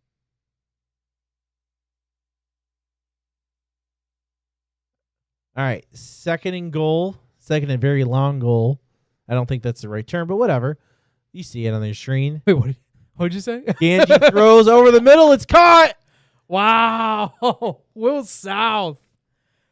On the home turf. You can't ask for anything better than that. Getting a late score lead, but West Seneca East still has more than 5 minutes left to try to do something. Yeah, he just gets inside leverage the receiver and just takes it in. And keep in mind, this West Seneca East team, they're not known for throwing the football. So 5 minutes, that's about what they need. But this is comes down to one drive. They're not a quick score team. This extra point play will be huge. Kick us up, and it is good. See, Tony's at the. Did you already text Tony? I did not. I'll text him real quick. Okay, he's probably doing interviews now, so tell him to give us a call. I did text Frank to call us. He just read my text, so maybe he'll call us in a little bit, folks. Again, we do have this game on West New York Athletics in full, so we're going to kind of keep an eye on this, but we're also going to take some calls. But if you really want to see the end of this, which I don't blame you, we have it in full on Western New York Athletics on our YouTube page. So you can go and check that out. But we are going to try to keep track of do a little bit of post game of some of the other games. We're going to have 3 guys going on. We're going to have Tony Fiorello, hopefully, Frank Wolf, hopefully, but we're definitely going to have Joe Kraus, who was at the Bennett game. I want to say he was at the Bennett game. Yeah, he was at the Bennett game.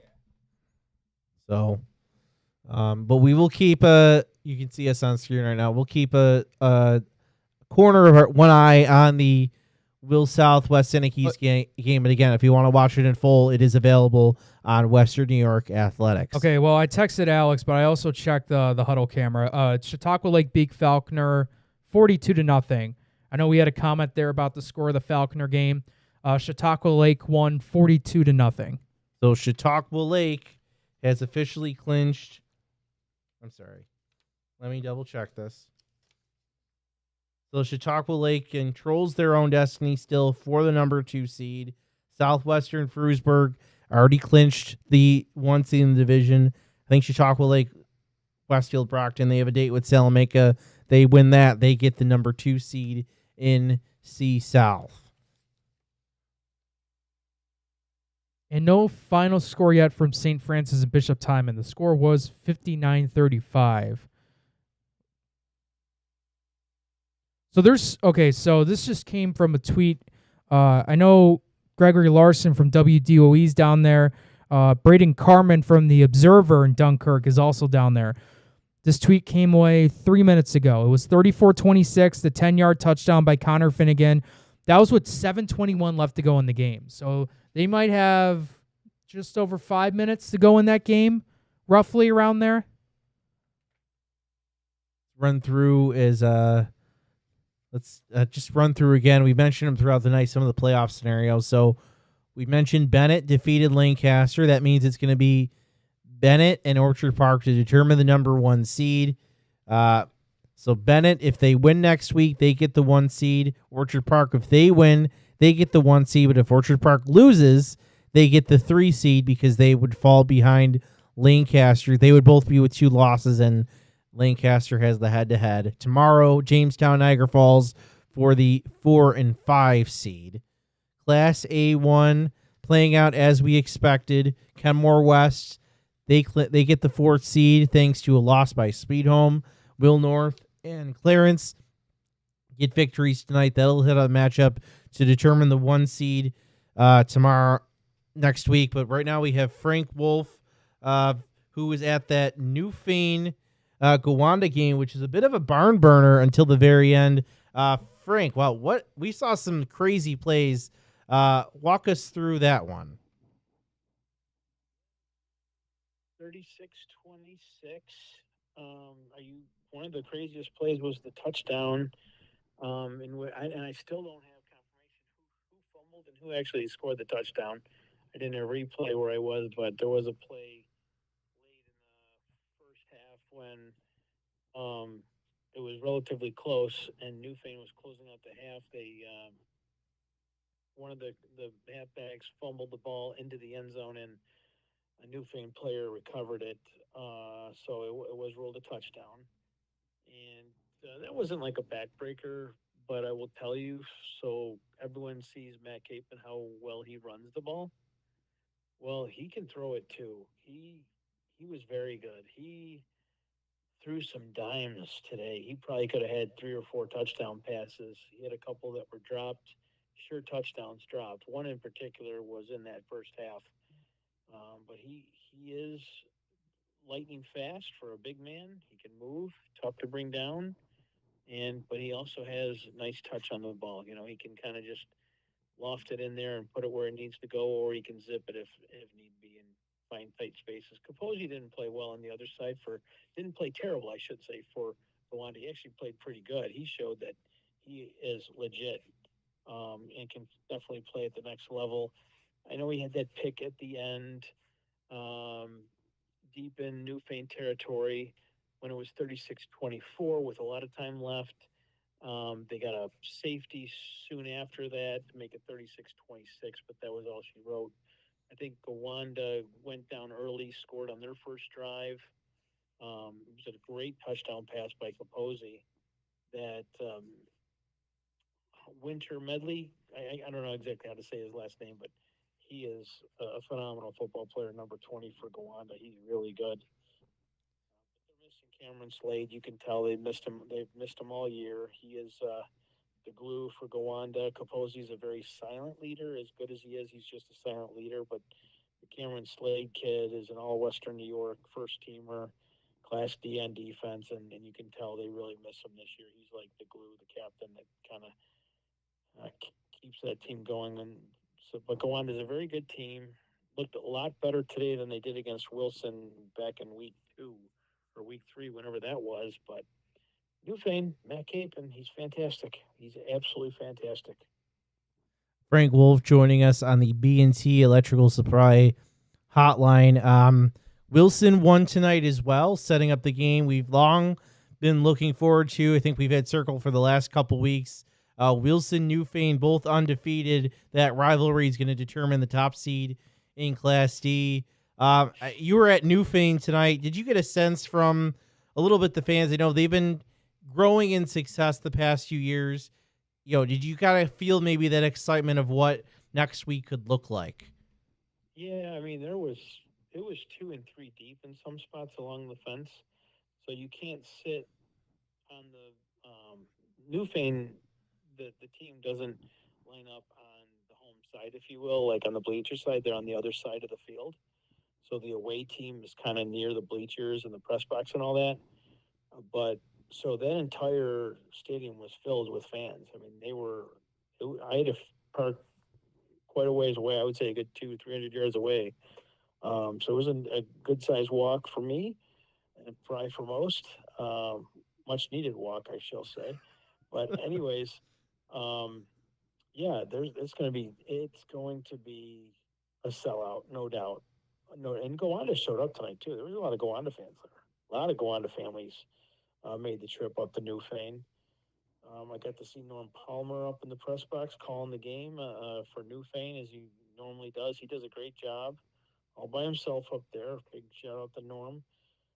Got a chance to talk to him at the halftime. Looks like he's going to call the Class D game for WNY Athletics at Highmark as long as it's Newfane Wilson. That game next week, though, yeah, it's these people have been waiting for that game for quite some time, and I think it might be the largest crowd on hand for Western New York. It's rivalry week. A lot of people will be at that Lancaster Depew game. A lot of people will be at TNT, but everybody from the town of Newfane and Wilson will be at that game next week in Wilson. It'll be NWY Athletics, and I think Joe Kraus is calling that one with Tom Prince. So keep your eyes open for that one. He doesn't have the schedule in front of him, folks, so don't be too hard on him. He's wrong, but No. Tom Prince, last minute addition to color on that one. okay. Rick Tom will not be calling that with Joe. It's going to be Joe and Tom. I had a scheduling conflict with that one, all my fault.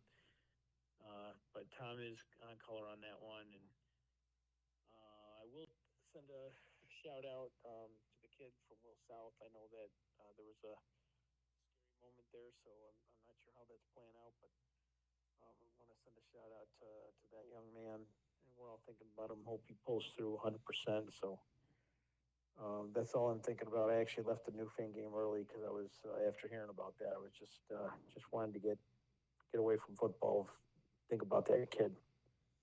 All right. Well, Frank, we want to thank you for joining us. He was at that Newfane Gowanda game. Newfane pulling off the 36-26 win over Gowanda and setting up for an undefeated clash at Wilson next week to decide the top seed in Class D. Frank, thanks for joining us. I'm sure we'll hear more from you. All right, that was Frank. He kind of hung up on me. Rude of him to do that. That's okay. We still love Frank. Yes, we still love Frank. If you're wondering, right now it's still 21-14. Will South, West Seneca East with the ball. 4:20 to go, so still plenty of time in that one. I do have the Portville Springville game on my laptop. I know you guys can't see that, but what's the score? Can't tell. It's all blurry. Okay. Well, I know we had a guy that was commenting on our YouTube broadcast about the score. Still, for we know right now, it's 54-34 in the third. If you want us to update on that score for us, see how it is. It looks like they're almost done with this game. Maybe a minute 30 left to go in the game. Oh, hang on a second here. Looks like we're going to have another caller here. Joe Kraus joining us on the line here, the B&T Electrical Supply Hotline. Joe, big battle between Lancaster and Bennett, but Bennett picked up the win. Yeah, hey guys. Yeah, Bennett going away with the 36-7 win. Only 8-0 at halftime.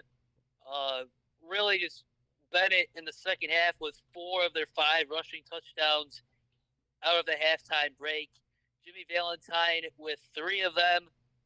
You could call it Valentine's Day if you're writing the headline tomorrow morning. But Jimmy Valentine, Dontre Hampton, we talked to both of them in the post game, along with Coach Steve McDuffie. Jack Eskridge made some huge plays. And really, Bennett in the second half just made the right plays in the ground game, especially the offensive line. Probably the best offensive line. It's right up there with Barker Royhart from a couple weeks ago. And just that really changed the course of the game. And Lancaster, they had a couple opportunities, especially at the end of the second quarter. There was, first it was deflected off of Bennett, and the Lancaster receiver stepped out of bounds. This was the play at the 3-yard line. I don't know if you guys showed it on your show. Oh, we thought there was a penalty there. Yeah, we thought it was a penalty. Yeah, so there was also a penalty as well. So much going on in that last play, which I think if Lancaster was able to capitalize on that play and got that touchdown, I think it would have changed the game. Matt King, he was dinged up a little bit at quarterback. The two guys that came in after him did a good job. But, the fourth quarter when Matt King had that touchdown pass to Ryan Hartwig, 13 yards out, cutting the deficit to 22-7, just over 9 minutes to go.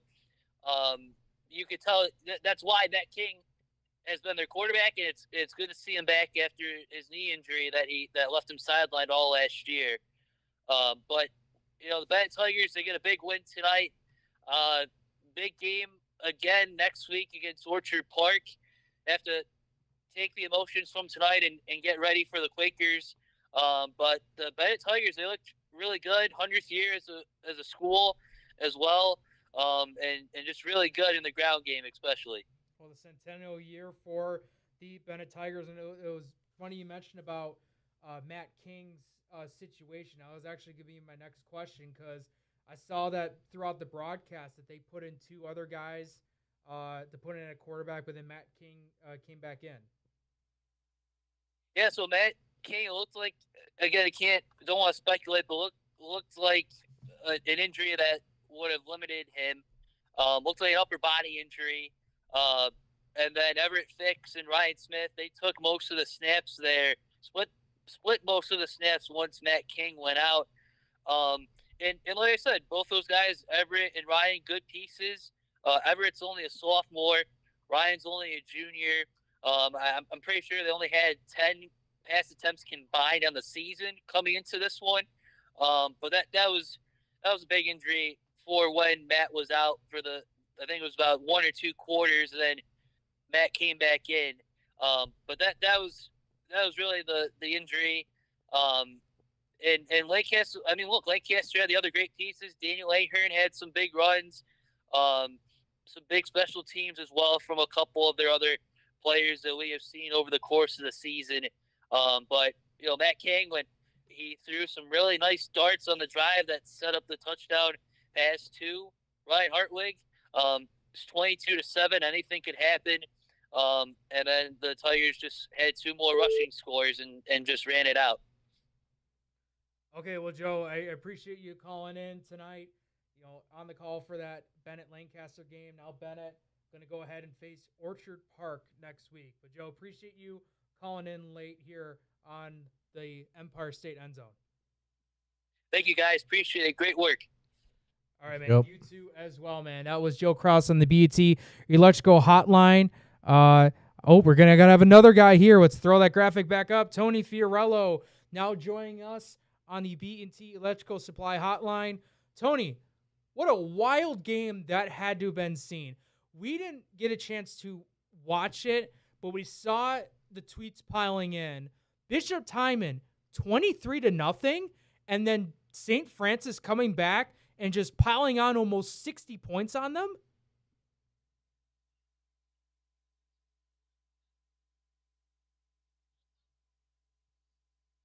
The high school games I've ever seen.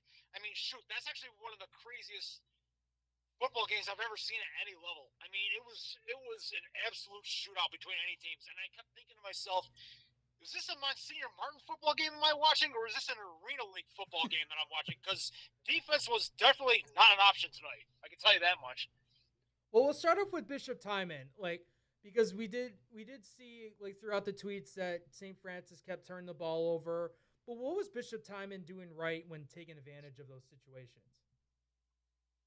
Definitely running the ball. I mean, they were definitely once they were getting those turnovers, they were definitely being able to get production on the ground and being able to score on St. Francis. And then once they were able to get up 23-0, then And once they were able to get up to 23-0, St. Francis basically said, it's put up or shut up time, and then they just, found their inner resolve, and then they were able to, come back and get the victory. Yeah, absolutely. And then with St. Francis, I mean, Tyrone Clark had another great game. Trent Buttles, we heard, was throwing, had that gunslinger mentality throughout the night. But between those two guys and then the rest of the St. Francis team, what else stood out? Well, Clark had a 4-touchdown game. He had 3 rushing and he had 3 rushing and plus he had a kick return for a touchdown as well. It was him. Let's see here. It was him, Dominic Cook, Buttles. Who else? Buttles also. He actually was able to complete he had a 30-yard Hail Mary to Mason Anderson, right to end the first half and to get them up 31-23. And I think once they're able to get that, it was basically, you could tell that at that point it was going to be St. Francis night. I mean, Bishop Timon had to be looking around and saying, like, what the hell is going on here? I mean, we're up 23-0, and now all of a sudden they had all the momentum in the world, and then Francis just totally pulled away, and Bishop just couldn't keep up with them. Yeah, absolutely. And St. Francis picking up a big win there against Timon. I feel like that's the type of game where after those turnovers, they played St. Francis football, and they're going to need that in the next coming up weeks. Yeah, absolutely, and not only that, but this is the 200th career win for Jerry Smith. So I mean, he's had a lot of great teams, in the past, and he's been around a lot of great football players, and this is a big win for him. It's a big win for the program, and they'll definitely need to keep this momentum going forward because, they're going to have to, obviously once they get through the playoffs, they're going to have to deal with the likes of St. Joe's and Canisius again. So they'll have to keep this going forward for sure. All right, Tony Fiorello joining us on the B&T Electrical Supply Hotline. Tony, we'll let you get going. Thank you for tuning in, and thank you for calling in as well. Yeah, not a problem, guys. Thanks so much. All right, that's Tony Fiorello joining us there on the B&T Electrical Supply Hotline. He was part of that huge Monsignor Martin shootout where St. Francis picked up the win 59-35. Real quick, I did have a Portville and Springville game. That game went final. Don't know the official score, but Portville won that matchup. We do have another final. Williamsville South, they're going to take the number 1 seed in Class B1. They defeat West Seneca East 21-14. We'll have post-game stuff on that up hopefully tomorrow morning. But, yeah, they defeat West Seneca East 21-14. And then unofficially, we're hearing, remember that Health Hamburg game? Yeah. Last update I had was 76-3. It was with 40 seconds to go in the game. Okay. Havion Pitts, 363 yards, 9 touchdowns. It's unofficial. That might be a New York State record for rushing touchdowns. What did Waring do against Eden? Well, Waring, that was 9 passing touchdowns. Oh, that's right. Remember that, folks. Eden and North Collins played all the way back in week 2 of week 1. Eden won 63-62, 9 touchdowns for Brady Waring. That all came through the air. That wasn't on the ground. I know I have the football records here. Of course, internet's crashing, but at least our broadcast is up. That's the more important thing. But we have to double check that because if he had 9 rushing touchdowns, I believe that's a New York State record. Because last year, Adam Nunez had the New York State rushing yards record, not the rushing touchdown record. And again, this is an unofficial number we received, so we're not going to make any. This is from a text we got. We haven't. This isn't from the coach or anything official like that or a media member. Yep. So this is third-hand information we're getting. I'm not seeing anything for rushing yards in rushing touchdowns in the game. Hang on. Maybe I didn't go far down enough. Rushing yards in the game. Control F is your friend, Jake. Receiving yards. Jeez.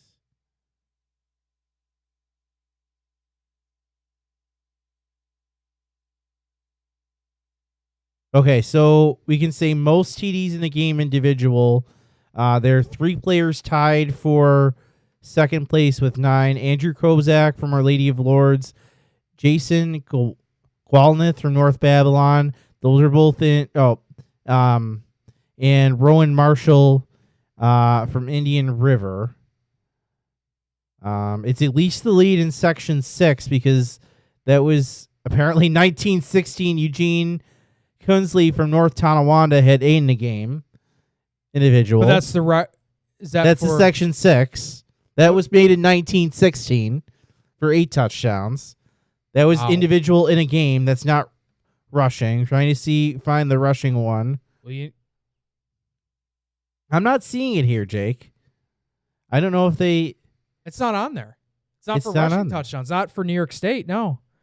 Oh, Portville game against Springville. The official score was 68-34. We appreciate that, Colin. I don't understand how this one couldn't be in here. Most points. Individual... Yeah, that's crazy. That's crazy. It's not even on there. Wait, let's check one other spot. Let me check one other spot. Let me check the State Writers Association.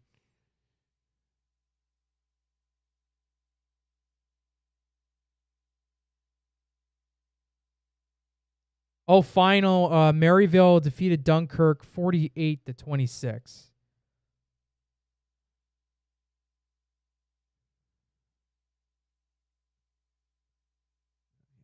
These are the rankings.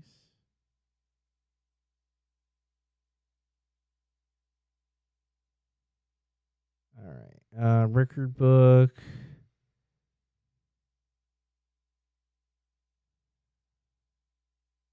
Yeah, there's got to be something. It's not. Let's see. On the Sports Road to Syracuse, it's touchdowns overall, passing, receiving.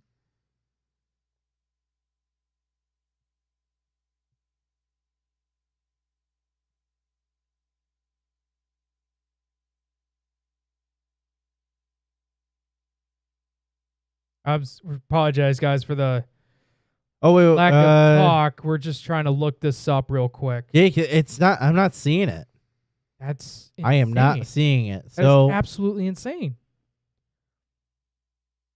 Again, that's an unofficial number. We're being told third hand that Kavion Pitts of Health Sciences had 363 yards, 9 touchdowns at Hamburg tonight. That's an unofficial number. And fortunately, we can't figure out if that would be any kind of record. We believe it would be the most individual touchdowns in Section 6 history. And it will be tied for second in the I know state.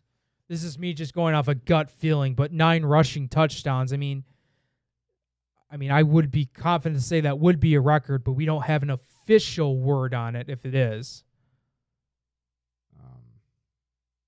Yeah. Jake, I think we're past the 10 o'clock hour. Do we do a final look at the scoreboard? Let's take a look here real quick.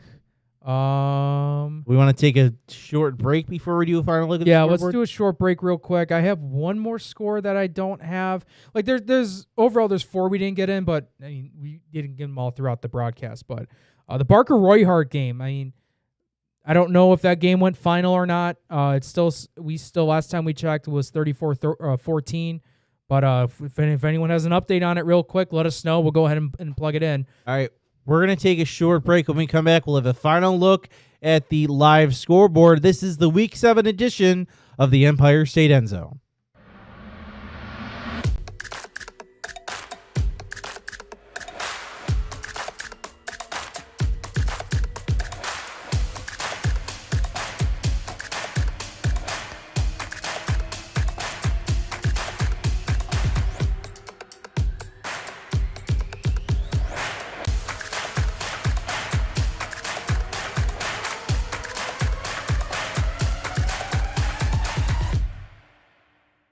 Why do you exercise? To look better? To feel better? To drop a few pounds? To train for an event? To defy age? or to keep your ability to say yes to the things you love to do. Whatever motivates you, G&G Fitness Equipment is here to get you there. Treadmills, ellipticals, rowers, bikes, home gyms, and accessories. We'll pair you with the right equipment, teach you how to use it, and be there every step of your fitness journey. G&G Fitness. Your goal is our goal.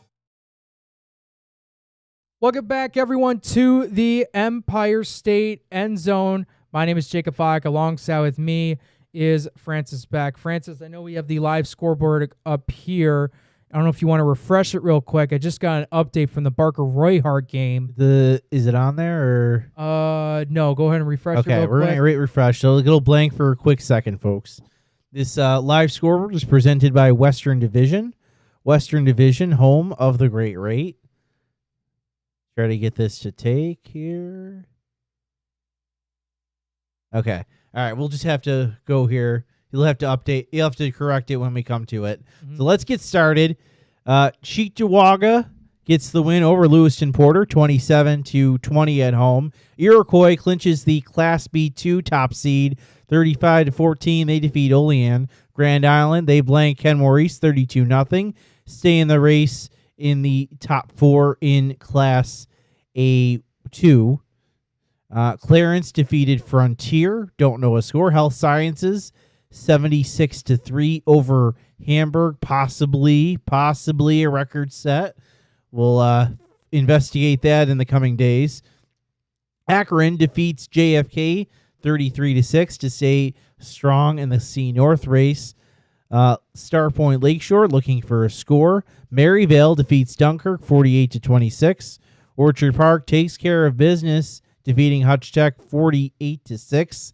With the Lancaster loss, they're still live for the number 1 seed in AA. Southwestern Frewsburg, meanwhile, has clinched the number 1 seed in C South, 27-14 winners over CSP. Williamsville North defeats Sweet Home 41-6. That means Kenmore West, they're in the playoffs as the 4 seed in A2. Williamsville North still a chance to get the top seed in the A1 as well. And then Bennett, they control their own destiny for the number 1 seed in AA, 36-7 winners over Lancaster.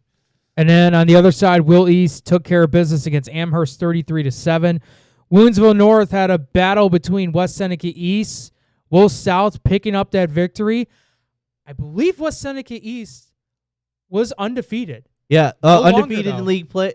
Or yeah, West Seneca East, yeah, you're right, was undefeated. And now they have a date with their rival, West Seneca West, next week. Good news for the Trojans. They still have a home game to start the playoffs. Will South takes the 1 seed. West Seneca East has the 2 seed. B2 is set with this next game. Pioneer defeating South Park. Pioneer gets the 3 seed. South Park is the 4 seed. The Panthers get the win there, 28-6. Portville, oh wow, a shootout here, 68-34. The Panthers defeat Springville. That's a final. Newfane stays undefeated. They defeat Gowanda 36-26. Cat Little Valley Randolph still looking for a score.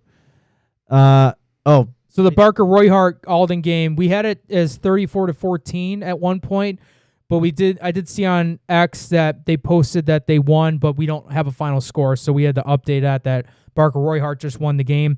Medina, though, we have a score for that game. Medina shut out Cleveland Hill 49-0. Chautauqua Lake also shut out Falconer 42-0.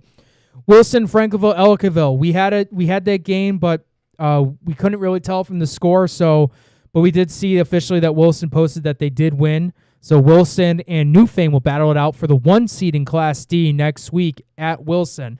Silver Creek Forestville against Allegheny Limestone. No score there. Maritime Tapestry taking on Honeoye Falls Lima. No, we don't have a score there. And then St. Francis with a big dominant win over Bishop Timon, 59-35. Jake, 2 games on the docket for tomorrow in AA. It's Jamestown, Niagara Falls for the 4-5 seed in that division. And then you're at a big one tomorrow for B2. Yeah, that's going to be a huge one between Depew and Lancaster. Carson Harper Lackawanna. Lackawanna, Depew. I'm thinking of next week, Depew Lancaster, that rivalry game that they do. But yeah, Depew Lackawanna, they'll battle it out tomorrow. big league matchup there. Myself and Carson Harper will be on the call for that one, and that should be very, very entertaining game. Yeah. Week 8 setting up to be very good. We already had Newfane Wilson booked, so that'll be good next week. And I believe, trying to think, what was the other game we had booked for? Well, Will North beat Sweet Home and Hold on, Clarence won. Let me pull up the spreadsheet here. Well, remember we mentioned, I think we mentioned this before Orchard the Park broadcast. Bennett. Yeah, Orchard Park Bennett's won, but also Clarence and Will North play each other next week. Clarence, Will North. And that game could possibly decide the 1 seed because West Seneca West. Well, it will decide the 1 seed. Yeah, that's what I'm saying though. They'll decide the 1 seed because West Seneca West isn't playing any more league games. Correct. Yeah, that will decide it. Grand Island McKinley is going to be a big one. I'm trying to see which games we're planning to put on NFHS or Western New York Athletics. We're already getting into the final week of the regular season next week.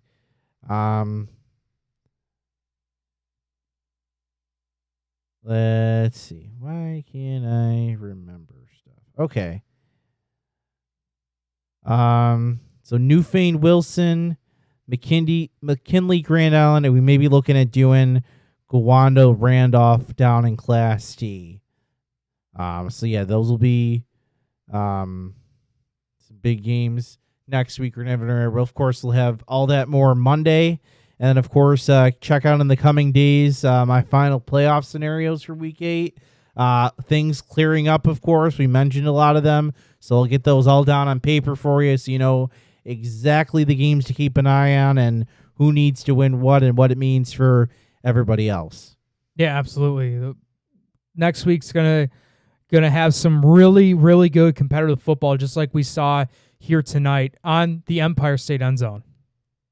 Yeah, Jake, I think we gotta wrap it up. We're definitely over time tonight. We do, but we want to thank some of our sponsors here. We didn't get a chance to, go through all of them. Pathfinder College Planning, 510 Toy Shop Sports Cards, The Mental Match with Sam Recco, Canisius High School, St. Joseph's Collegiate Institute, St. Francis High School, Trench Trophy, recognizing the top lineman in Western New York, Lewis & Lewis PC, located at 37 Franklin Street in Buffalo. Well, guys, Week 7, still more games to come up tomorrow. Niagara Falls taking on Jamestown, and then you have Depew taking on Lackawanna. Those two games, one in Class AA and then one over in Class B. Is going to be really good with playoff implications. But we want to thank everyone for tuning into Week 7 edition of the Empire State EndZone. For my colleague Francis Boeck, my name is Jacob Fyock. We'll see you guys next week for the final regular season of the Empire State EndZone.